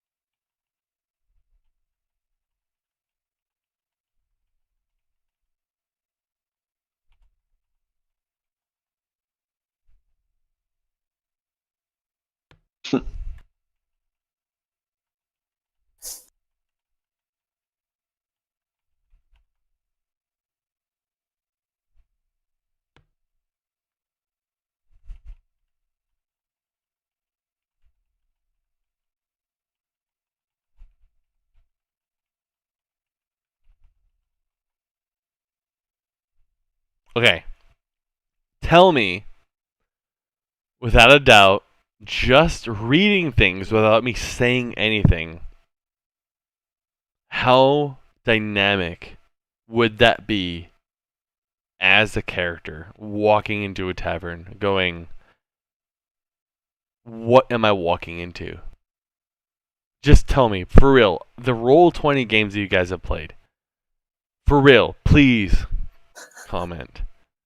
Just that bullshit I typed. Just the bull. I didn't even type anything meaningful. I just typed some random shit. But for real. Can you preset a lot of conversations going on? So when you probably well imagine this. Imagine this. So it's copy. Awesome. It is copy text bound. So I could literally make hundreds of dynamic conversations in a context in a word paste. Just copy barkeep. Yeah, that would be awesome because we would just enter the tavern. There will be conversations going on. Right? Yeah. Right? And you're talking to each other. It's crazy. That would be pretty sweet. You know what I'm saying, dude? So we can actually pay attention to one of them. We can actually say, like, I'm moving towards this table because I want to hear this conversation. It breaks the game. And also, all right, so say Jay, say you're Krogman the Barbarian right here, right? Just listen to the NPCs, honestly. Mm-hmm. How much fun could I have as a DM? How much fun? Oh, this is really cool. Yeah. How much fun could I have as a DM? I just go. Alexander Camp said hello on chat. I think we lost your sound. Oh no. First all right. You got me? Yeah. You got me? Okay, yeah, we got you. Someone's gonna help me fix this, dude. This is starting to piss me off. We're not gonna be able to do this if I can't figure this out. I don't know what it is. I think it has to be something to do with my microphone, right? I have no idea. I don't know either. It's starting to piss me off, Take though. a look at your everything that's open and stuff and see if there's conflicts. But I really said what? want to steal the pumpkin off the bar. Right? See what I mean? All right, 3D active environment. I want to steal the pumpkin off the bar. Where are you putting this pumpkin, Amanda? Into my bag of holding. Oh, I was gonna. Okay, that works too. That's a very big pumpkin. See? I'm putting the pumpkin into my bag of holding. All right. Crawman or Joe, what are you doing? Oh, I'm gonna walk over here, or Jay, I'm gonna walk over here, Jay. Jay says, I'm gonna steal this flagon of mead. Oh, really? Okay, well, go ahead and check this out, Jay. I can actually steal. Oh, shit. It's on a separate layer. It's on a third layer? Sorry. Well, anyway, I can steal the flagon of mead for you, my friend. Things like that. TaleSpire gives the players a 3D interactive visual environment to interact with. Amanda. Yeah. walk up to the barkeep and ask her what's going on. Right? So Amanda, you're this character here, right? Let's just say you're here. You're her, whenever you're ready. And you say, I walk up to the barkeep. I walk up to the barkeep and I say, is there anything that needs to be killed around here? Because I don't know how else I'm going to pay for my tab. Right? Right? Yes, ma'am, there is. Blah, blah, blah. And I do exposition. Would you like to, there's a couple other patrons in this tavern that would like to join up with your group. What other patrons, motherfucker? Well, then I could actually put NPCs into the tavern. You see a dark and mysterious cloaked figure over by the window. How many times have you guys heard that in role-playing games? All the time. All the time. Well, how about I actually put a dark and mysterious fucking cloaked person over by the window? And then when you walk into the tavern, you go, hey, DM, who is that dark and cloaked mysterious motherfucker over by the window? I go, oh, well. You know what I mean? Yeah. Look at the map. Look at the terrain. You walk into this tavern, and the first thing Amanda said to me was, I want to steal that fucking pumpkin. You know what makes... We know what that does to me as a DM? It makes me so happy. Because Amanda was like, I want that pumpkin. DM, what's in that chest? Well, shit, I don't know. You tell me. Well, I need to... I want to steal it. I want to get in that motherfucking chest. Alright, cool. Well, stealth. Okay. Well, we got 2 or 3 people possibly observing you. So you're going to have disadvantage on rolling the stealth check. Roll me a stealth check. You go, okay, DM. Right? Watch this. I get on my tool set. And I roll stealth. So you go to your D&D Beyond character sheet. You roll stealth. Right?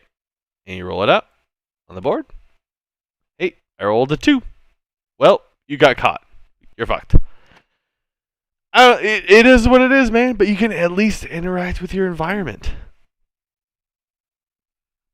How cool is that shit? Yeah, this is great, because when there's like the long, drawn out descriptions of like places and things, half the time I have no clue what it looks like. Exactly. It hurts, dude. You know how hard it is for a DM to describe an active or role-playing environment, especially in a tavern? You walk in like, hey, you're in a tavern. Cool. Yeah, the physical part, especially like how well lit, and how are there spacious any it is, dark corners? Well, I'm a rogue. All right. So, Amanda, right? You are the rogue in the group. On my stream, where are you sitting as the rogue? I would. Well, wait for the stream to catch up. Wait for the stream to catch up. As you enter this room, where are you sitting? You're the rogue. We're almost there. It's going. You're fine.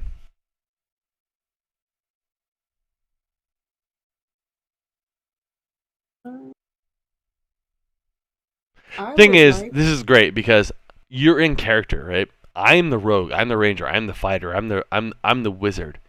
I want to do this. I want to do that. Where is the rogue gonna sit in this group?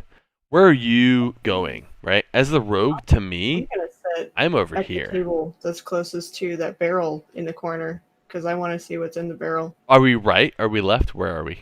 Oh, on the left. There's on a the left barrel over here. corner.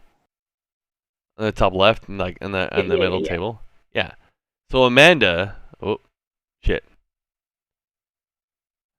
Amanda's like, you know what? My character, is going right freaking here, dude. And Amanda, you get to move your character. It's your character. You get to do whatever you want. So Amanda says, I come over here. I sit here. Awesome. All right. what do you want to do while you're over there, Amanda? And you say, can the tokens interact with like the seats and stuff, or is it just not yet. Okay. There's no object interaction yet, but you can open doors, like doors open and stuff like that. But players can't move barrels or anything because barrels and objects are still environmental objects, not interactable objects. Oh, okay. Interactable objects will come in the future, where you can move destructible items. But at this point, say like Amanda was this kobold right here. Amanda can say, I move over here, and I want to roll a stealth check to kind of sit in the shadows with my cloak and slowly drink my flagon of ale while I observe the rest of the room. I say, okay, Amanda, roll me a stealth check. She rolls me a stealth check, and I say, oh, cool. Well, you're completely just absorbed into the shadows behind the barrel over there and the torchlight with your hooded cloak and your flagon of ale. It would be very hard to notice you if anyone else like tried to observe you in this room. And you go, sweet, DM. All right, cool. That's what I wanted. Who's up next? All right, and then I say, let's go. Jay's gonna sit in the middle of the room and shout to the bartender, "Bring me beer! Bring me beer now!" Right? So Jay sits in the middle of the table. He's like, "Bring me beer now!" All right. Well, Jay, roll me an intimidation check. Right? So Jay goes to his character sheet just like this. He goes to his D&D Beyond character sheet, and he rolls his intimidation. +5. She rolls a 19. Holy shit. Right? Bring me a beer now! And the barmaid's, oh my god, I'm so sorry. I didn't see you there. And she runs over with a beer, brings you a cold mug of ale. Is there anything else I can get for you, sir? I'm so sorry. I didn't mean to miss you. What can I help you with? I'm so sorry. Is there any other way I can help you? Meat. It's cold enough. Oh, meat. I'll get you right there. What would you like? Would you like pork, steak? We have Yes, pork's fine. Okay. How many? With the flanks or no? Go ahead and just bring me the damn meat. Okay. I'm sorry. She runs away. Things like that, dude. You can do all of it, and you can see what's happening right in front of your face. It's so much fun with this environment. And I have yet to play test it. I cannot freaking wait. Because while this is happening, right? Look, I didn't realize this, but in Roll20 it's a little different, but I can see that Amanda's character is just chilling in the back, cloaked in the dark, right? Amanda, roll a perception check real quick. Okay. Amanda rolls a perception check. You see a dark figure come in through the tavern to the right. Crowman, the barbarian, roll a perception check. Well, roll a perception check at disadvantage because you're so infatuated with meat. You fail your perception check. However, and then I direct message a message to Amanda in private message. You see the figure in a direct message. I message her on Discord. So you see the figure sit down, and she seems to have a very fancy-looking longsword on the right side of her hip. Roll me another perception check. Let's say you hit a nat 20 on that perception check. It glows. Oh shit. She might be important. At the same time, bits and pieces of dialogue's happening, this and the other. So what do you guys think? What do you guys want to learn from this environment? What questions do you have? That's amazing, actually. Yeah, I'm pretty excited to play it. And you know what? The game downloaded in like a minute and a half. It's only like 3 gigs. That was it. Wow. It downloaded like that. It takes no volume. And if I could, you guys want me to blow your minds? You want to get your minds blown? Yeah. All right. Sure. Fine. Here we go. Fine.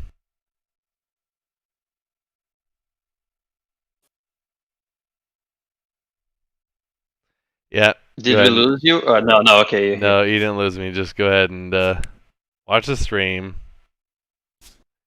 and just get used to what you're about to see. I'll be right back while you talk about it, because it's gonna it's gonna break your brain. Your brain's about to be broken.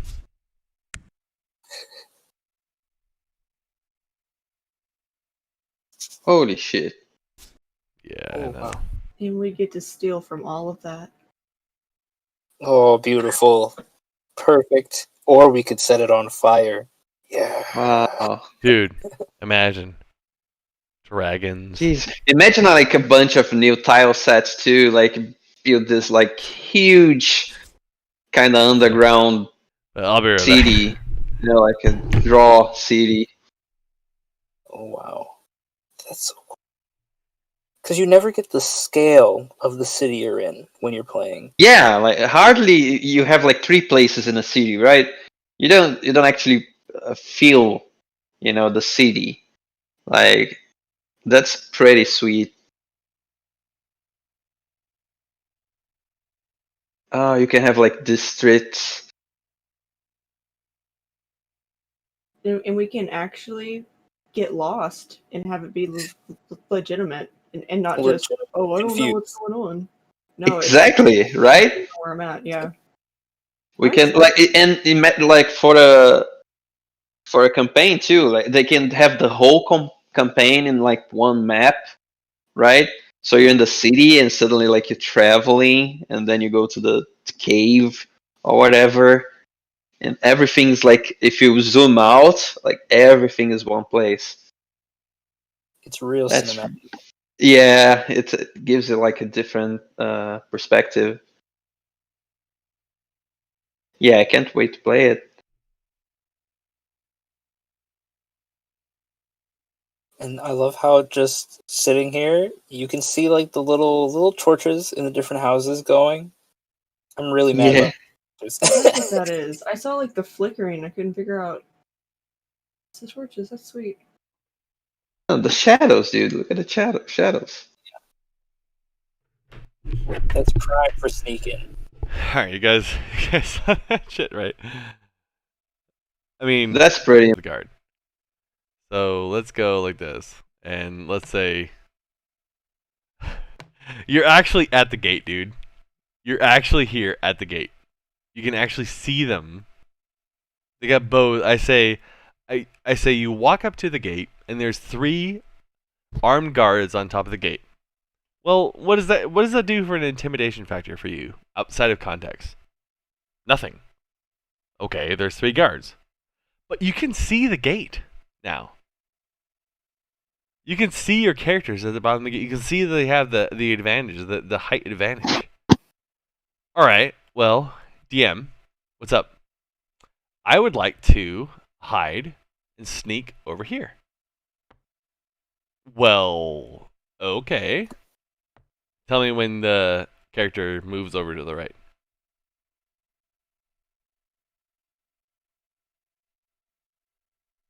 On the stream. It's moving.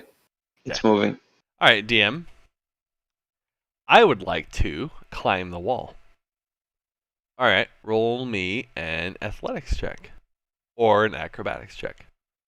Alright, well, I'm pretty strong, so I want to roll athletics. Go ahead. Roll it for me, baby. Roll me that athletics. DM, I got 9.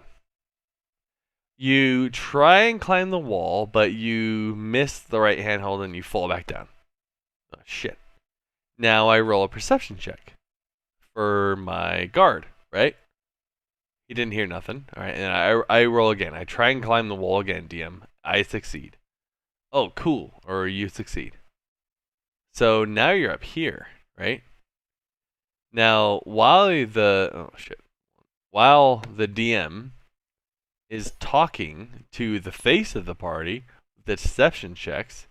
Maybe oh shit, he failed. I roll a deception check, DM. Okay, all right. What do you say? Hey DM, or hey guard. Did you know that the royal court is coming to town this weekend? Oh, what? Yeah. Oh, I didn't know that. Blah blah blah. All right, DM. I roll a stealth check. All right, roll me your stealth check. I got you. Roll me a stealth check. Let's just, for instance, whatever, right? I roll a stealth check, DM. 15. All right, you stealth successfully. All right, I sneak up on the guards. Not over the roof, by the way, but you know what I'm saying, right? So, yeah. Or hey, maybe you do sneak up on top. All right, DM. I'm a Gloomstalker Ranger. It's nighttime. Let's say. Oh, by the way, you guys didn't see this. Tell me when you can see my left panel open up.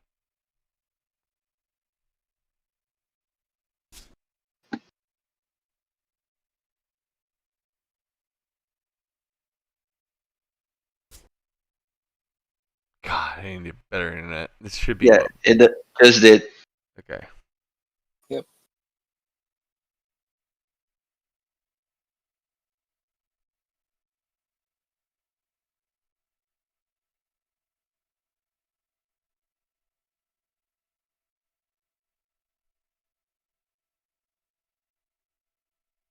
Oh, Nighttime. Yeah. Oh wow. Yeah.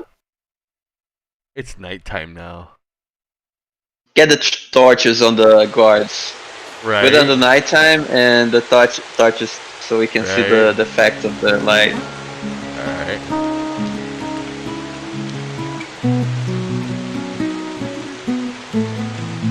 And I have music.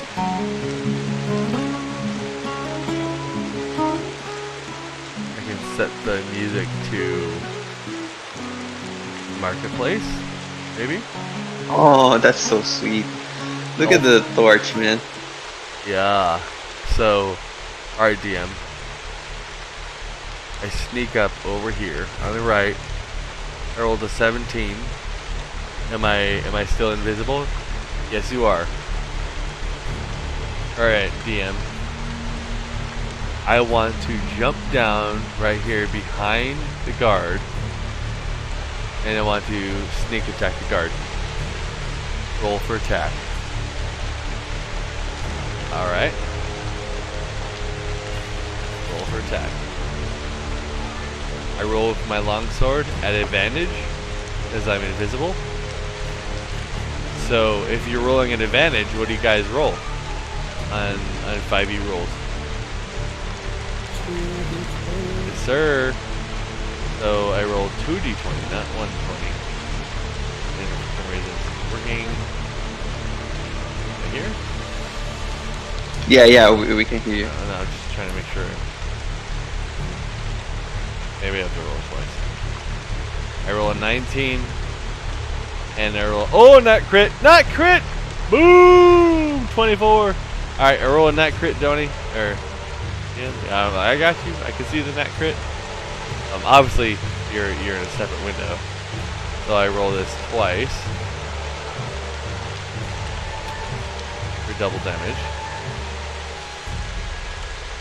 14 points of damage, or let's just say, 14 points of damage. Alright, and then I say, alright, what do you do? Amanda, what do? You successfully sneak up behind the guard, underneath the roof space. He's beckoning down to the rest of the travels at the bottom of the ravine. What do you do, Amanda? I shove my sword in his back, and as he starts to fall, I grab his sword and chuck it at the other guard. Yes! I love it! I love it! Alright, bonus action with advantage. Roll d20 with advantage. So Amanda goes into her character sheet, right? I love that. See how she said I do this and then I do that? Guys, I love that shit. Do not get afraid to do something that isn't irrelevant, even though it may be not relevant, but I love it. So Amanda said she stabs him through the back, right? She grabs the sword and she throws it at the dude. This is a ranged attack. So I say, Amanda, you really don't have a ranged attack on this character, so I want you to roll a ranged touch attack. And then she picks this one here, maybe, because it's ranged touch on her character sheet, whatever. So she clicks this at advantage, and I say roll that, blah blah blah. I don't even know if that worked. Chopping grass. Okay, yeah, there we go. So I say roll that at advantage. She rolls it. She rolls the 24. Amanda, you hit the sword. How does the sword hit the other guard? I think that He's still alive, but he's still alive. Okay. I think that it just goes like right through his neck, so he can't really scream or anything. So he's just like he's flipping me off on the way down. Yeah. Yep. All right, and then Brandon, or I'm sorry, Jay, your turn. What's up? What are you doing? Amanda just comes up. She sneaks up. She totally just tries to take out these two guards. She nearly succeeds. I jump towards the wall and try to climb to get the other guard as fast as possible. Cool. See? This is where we can go with this. It's nighttime, right? You can see the illumination effects. It's amazing. How amazing is this over Roll20? There's no comparison. There's no comparison whatsoever. The daylight effects, I mean, look at this. Daytime. Hello. Shadow, I can change where the sun is, etc. Change the audio. I mean, look, Amanda's right there. Just chilling. Just the ambient sound. Imagine like rain sound or something like that. You know what I mean? Like, Pretty cool. the ambiance itself is just... It breaks the game. It makes the game Dungeons & Dragons. It makes the moments where you're not doing something So much more something. Yes, because like when you're playing, it's all about when you play, right? If we're not doing anything, there's nothing to do, you know. But now we can actually see the scenery, you know. All right, well, what do I want to do? What do I want to do? I'm in a tavern. All right, you guys are in a tavern. You're chilling. I'm gonna go back for 5 minutes. Tell me what I'm gonna do. And you're in Roll20. You're like, well, fuck if I know. I know what the fuck I'm doing. Well, in this game, you can actually see inside the tavern and go, well, you know what? I want to go grab that chair. I'm gonna go grab that chair. Throw it on the dwarf or something. Exactly. Yeah. I'm gonna go steal that fucking pumpkin, like Amanda said. Make a bomb out of the pumpkin. I think it'd be great. Right? Anything. I don't care.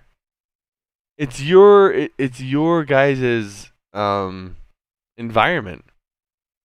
Now, however, there are maps like this. Tell me when you guys get to this map. These kind of maps are different because they're multi-layered, but they are very workable.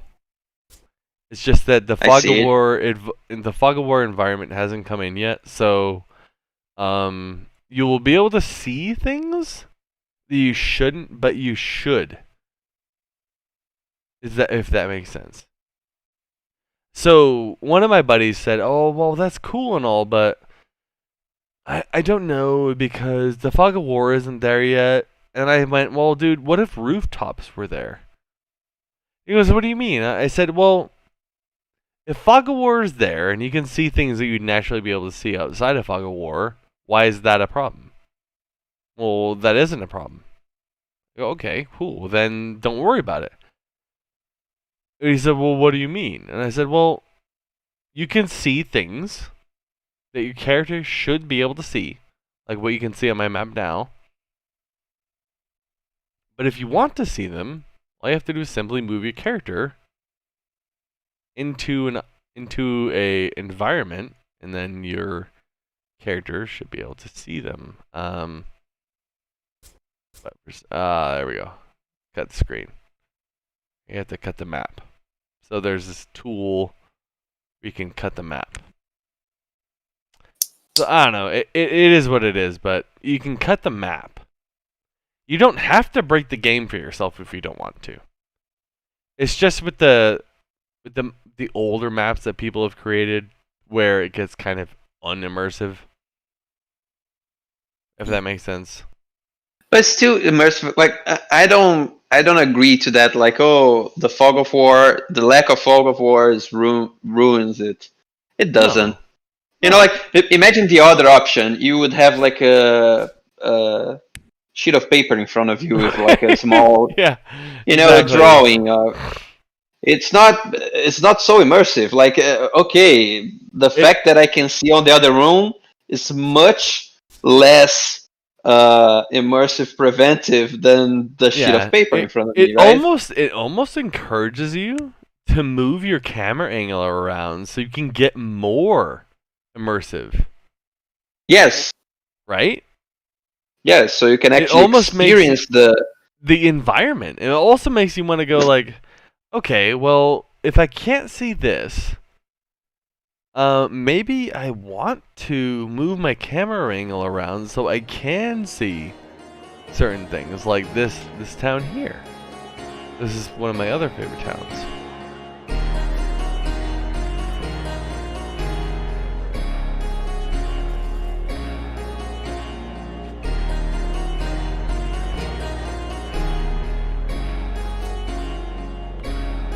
I mean, why would you not want to see this as a player? DM, I walk up the staircase. I approach the building.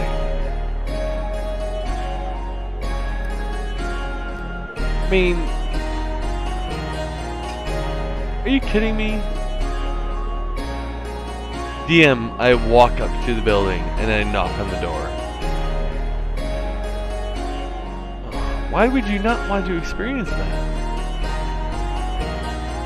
I think it's like being a character in like a movie because you have like the camera angle, or, you know, the actual angles of like the camera. Yeah.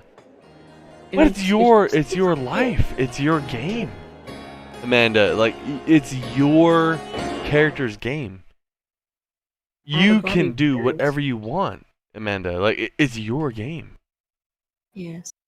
You know what I'm saying? It just makes so much sense. So many possibilities. It's overwhelming. Yeah. And I can't wait to just playtest it. Lost Mines of Phandelver was the first intro campaign that they made for the game. It was in the starter kit. It's still the premier starter kit adventure.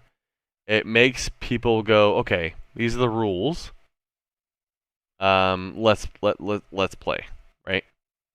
Oh my gosh, I should probably delete flying chimeras off the map.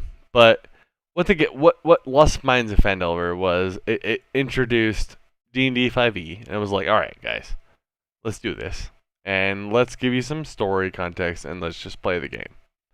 So what we're gonna do is we're gonna do exactly that. We're at 3rd level, above the level starting level is supposed to be, but we're having fun. We're gonna take it beyond that, and I have a couple ideas in mind, but I'm thinking either I have not run Curse of Strahd yet. I think it would be a blast. The party's already there. Huh? What's the name of the ram, by the way? Oh, see? She has to make it, but we can make the name. Desmond. Desmond? Jasmine. That's a very classy name. Jasmine? No, Nice. it goes by Desi. Desmond. Desmond? Yes. It's the first thing that came to mind, so it's gotta stick. Desmond? D-A-Z or D-A-S? D-E-S-M-O-N-D. Desmond. Desmond the Ram. Love Yes. it. Alright, so also, as players, when you hit the tab icon, or the tab button on your keyboard, you'll be able to see your names. of things. Okay. Like just our names or the whole name? Oh no, I'm the GM. Oh yeah, I can see. Yeah, it there. only you'll be able to see the names of the people that are available for you to see. How about that? Oh, is that a hidden goblin archer Yes, there? sir. Yes, sir. It is. Oh, So can you remove it? I can watch this. Just I remove can. I can. the names. Remove the names because I think it completely disappears, right? No, I can hide things from you. Ah, that's so sweet. Yeah. Yeah. And also, you have things Oh. like there is active line of sight. So if I hide this archer behind the tree, if I hide the archer behind the tree, and I set this character as me, and I go like this, and I set myself as a player, at some point within line of sight rulings, I should not see you.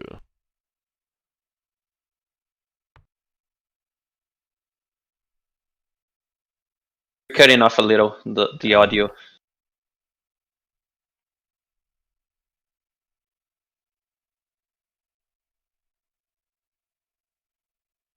Alright, can you hear me now?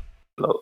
Yeah. Yes. Alright. Yes. So at some point, if I hide my archer within a certain point, if I'm you, the things that are behind terrain. Oh, he's stuck in the branches. Shit, that's why. It actually has active line of sight targeting. So can you see that there? And then if I go like this as a player,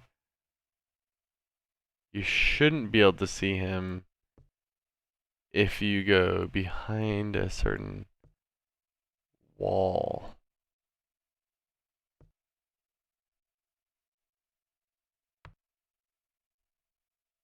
Anyway, there's dynamic effects for targeting GMPCs. Oh, that worked. All right, it worked. Hold on. Yeah.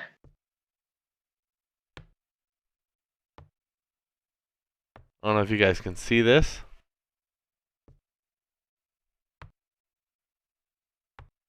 But Yeah, we just saw it. How cool is that shit, right? Can actually see if you can see them. If you're actually within line of sight. And this also helps out immensely in dungeons. Because Amanda might say, hey, shoot the one on the right. Shoot the one on the right, Adam. Shoot the one on the right. What the fuck? What are you talking about? There's no one on the right. It helps. It actually does help because it's dynamic. Right? Because, I mean, maybe he didn't, just maybe Jay didn't know there was one on the right. Or maybe Joanna didn't know there was one on the right. Just, sorry. I didn't see him, dude. And also this. Metagaming, line of sight. I shoot my fireball into the room. Cool. Why? Because I saw a goblin. You saw a goblin, you shot a fireball. Yep. Alright. That's cool. Little did Amanda know there was actually 33 goblins in the room. I love that because if you can't see, it prevents you from doing this, but also makes you make smart decisions. Accidental smart decisions, yeah. So anyway, this is where we're starting. If you've ever run Phandelver before, but I'm going to be talking to my sister, and also want to do a session 0.5, if you guys don't mind. Yeah, I don't. Where my sister can just pop in and say hello. Very short one. I played Lost Mines, but it was actually homebrewed. Like the Oh. guy said, "Oh, I changed a lot of things, so I don't know what to expect." There might be things that are the same, but there might be things that are not. But it's good because my character's not the one in charge anyway, so Right. I probably won't be making many decisions. My Lost Mines is very homebrew because Lost Mines of Phandelver was designed around the concept of people learning Dungeons and Dragons back when the player handbook was relevant. Now we have subclasses like Twilight Cleric, Gloomstalker Ranger, Cavalier Warrior, Echo Knight, Giant Rune Warrior, Assassination Rogue, all these amazingly dynamic character classes where they're just like very, very, very strong. Their new revised Beastmaster Ranger actually is so strong that Amanda's character might outshine you guys for the first 5 levels. Like to a point where you think about re-rolling. Because they fixed it finally. Amanda's character is gonna be pretty freaking strong for the first 5 levels.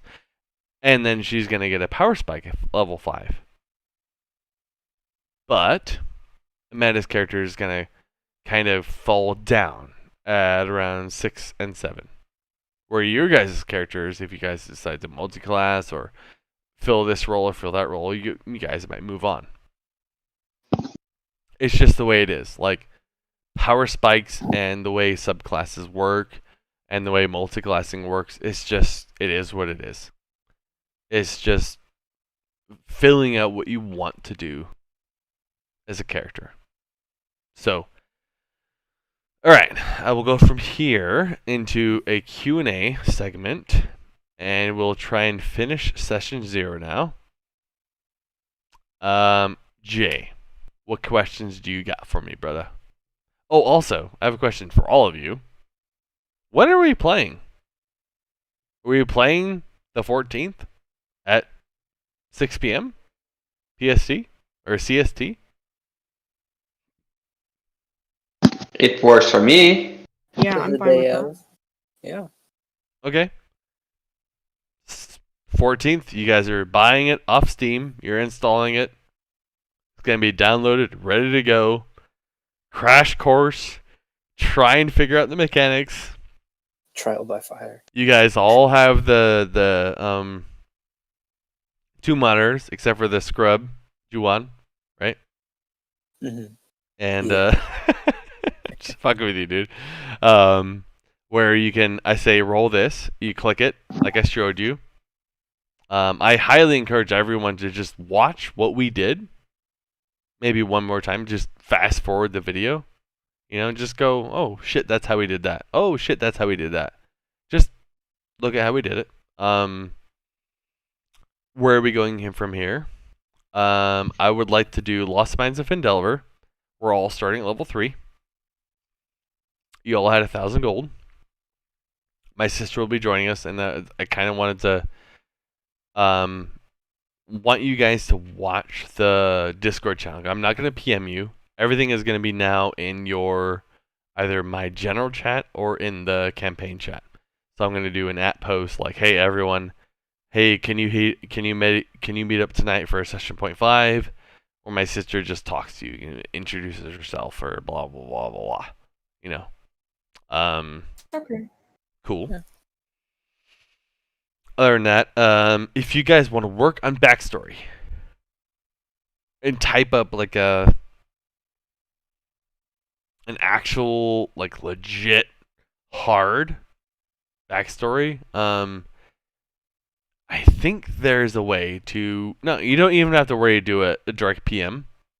Do it in the chat. I made you guys a chat channel. Be like, all right, we all agreed on this happening. Does anyone have any flavor text for that? Yes. Oh, hey, I have flavor text for this. Blah blah blah blah. We met this way, that way, this and the other. Oh, hey, maybe we met this way. And then one of you, if you guys could type it out. Jay met Jill, met Juwan, met Amanda, met this and that and the other. We met up this way. This is how we came here. Blah. That would be amazing for me because story makes Dungeons and Dragons. Rolling the dice is fun, but story makes it. Story gives me something to punch you guys in the gonads with at level 7, level 10, level 15.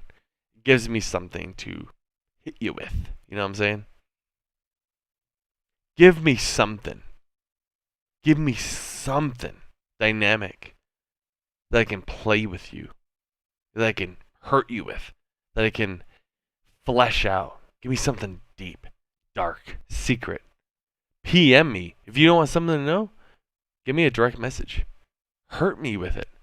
Secretly, Amanda messages me. Secretly. Jay's a fucking pedophile. He's a weirdo. I don't care. Give me something dark. Wow. I don't care. No, I'm for real. Like, Jay's parents were murdered by vampires.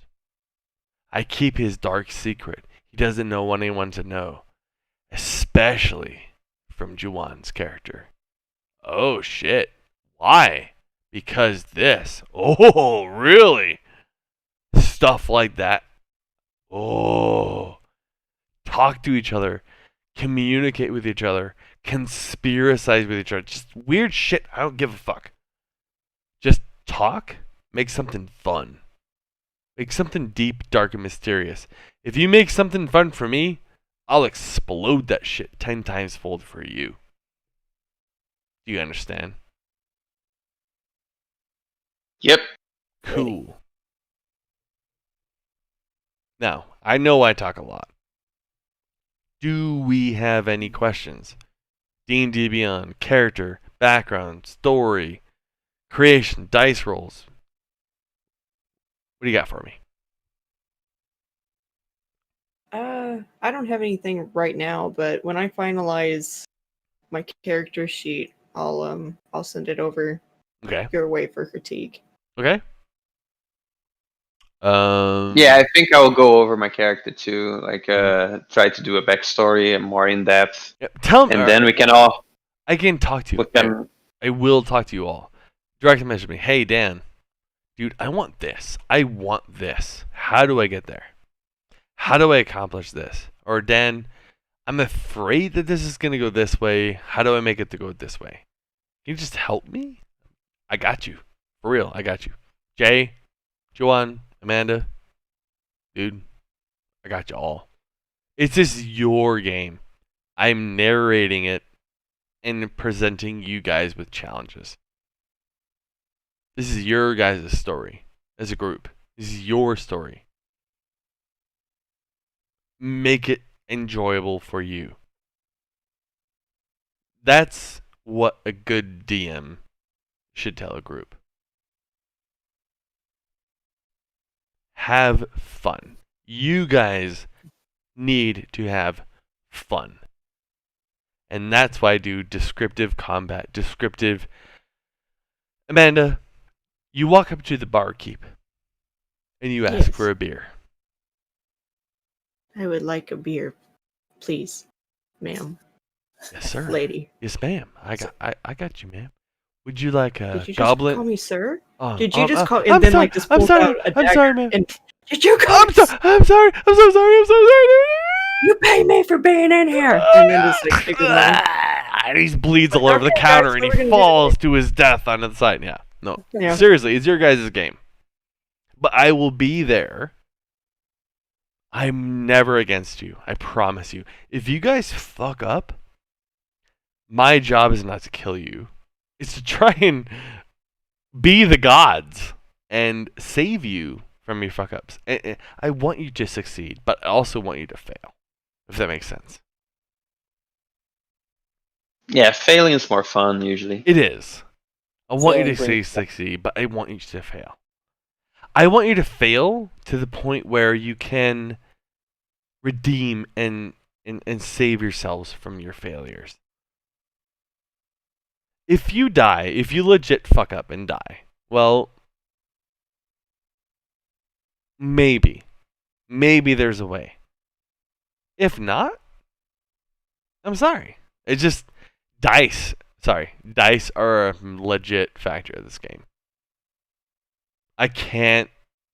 If I get 3 goblins that roll 3 nat 20s in a row, dude, you're fucked. But that's the game. Everyone understands that is the game, right? It is what it is. So,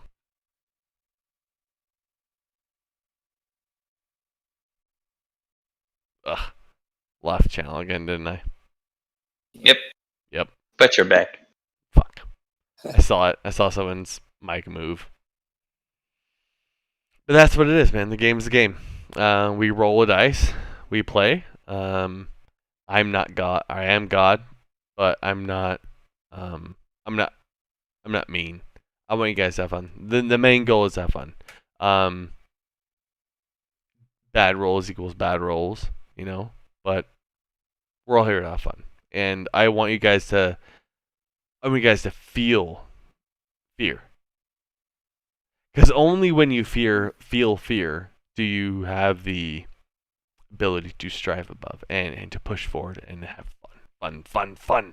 Because when you're down to 1 hit point and you roll that nat 20 to hit the goblin or to hit the bugbear chief in the face with the mace, and you roll that nat 20, ooh, dude, there ain't no better feeling. Feels good. So, questions, comments, answers, critiques. Am I a crazy person? Let me know. What's up?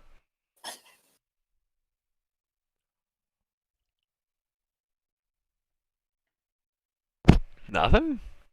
No, it was a lot to take in. So when I know. it simmers in, then you'll probably get some questions. No, actually, it's like I'm excited to play. Honestly, Yeah. There's a lot that I want to try out. Right. I want to see it happening. Session 1 is gonna be a fumble fuck. Everyone just got the game. How do I move my camera this way? Session 1's gonna be a clusterfuck. That's it. It's okay. It's fine. It's cool. Session 1's gonna be a clusterfuck. That's it. But I don't care. We're gonna have fun. Okay? It's gonna be fun. It's a learning experience for all of us. It's gonna be fun. Good thing is, though, right? All of you now have the Roll20 role platform. All of you have a character. All of you have a general idea of what's going to happen. How many other DMs can say that? Right. And I don't think it's gonna be such a clusterfuck because like on our part we won't need to do much, right? We pretty much just say where we're moving our character or move our characters and watch the scene. Right. And rolling the dice is something that we do on D&D Beyond, so it's easier. And you guys all saw how to do that. It's pretty damn simple. So I think you're the one that's gonna have a lot of work to do. Oh on no, the platform. Like we're just gonna be like watching the whole thing unfold. Yeah.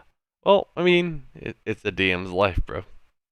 DM's life for sure. It's the way it is. It always has been that way. But honestly, it's not hard for me anymore because, well, I think I've memorized like 178 to 200 creature statistics in the entire game. Like armor classes, attacks, this and that. It's weird. I know Dungeons and Dragons better than I know like statistics and stuff like that from college and school and my job. Like just I know the game. I know. Yeah, I'm a huge nerd. I'm a handsome nerd. I mean, pump up the bun, pump the guns. No. I work out. I like having. I'm a D&D nerd through and through. I'm fit. I was in the Marine Corps, 6 years. Put my time. I do 2 tours in Iraq, 1 in Afghanistan. Yeah. Did you ever play with people from the corp? 2. Only 2. Oh, my son's There over. there was probably some time there that all you could do is like play some games, right? Dude. There were some times where all I wanted to do was go home. But I'll talk about that stuff later. Do we Yeah, have for sure. any other questions as far as session 0? Not at all. No, No. I'm good for right now. Cool. Okay. The game releases on the 14th. Is it the 14th? Yeah. Cool. What? 4 days? No, 6 days. 7 days. 7 days. Okay. I want session 0.5 halfway through. Where all we do is just check up. However, in our Cast Quattro channel, all the things we want to talk about, you guys talk about Cast Quattro. Just spam it in either general or Chaos Quattro. However, go through, like for real, go through my homebrew magic items thing and develop your character in your brain and go, you might see something in there where you go, oh my god, oh my god, oh my god, oh my god, oh my god, that's amazing. Just DM me, DM me, like direct message me like, hey Dan, you know how I love you, and this thing is so cool. Have you ever thought about giving me a this thingy? So yeah, anyway, bits and pieces, but get into it. Have fun with your real lives. Relax, have fun. I want to talk to you guys tomorrow or the next day about 0.5, so I can get my sister to talk to you guys. Okay? Okay. Cool. All right. I hope you guys all have a good night. I'm not going to bed. I'm going to stay on for a little bit. But if you guys need to go to bed, take off. Otherwise, Yeah, I'll should talk to probably do you. it. If you guys want to stay on, anyone want to stay on and just pick my brain about D&D in general, stay on. But I'm going to end the live stream right now. Ending stream. Thank you guys, and I will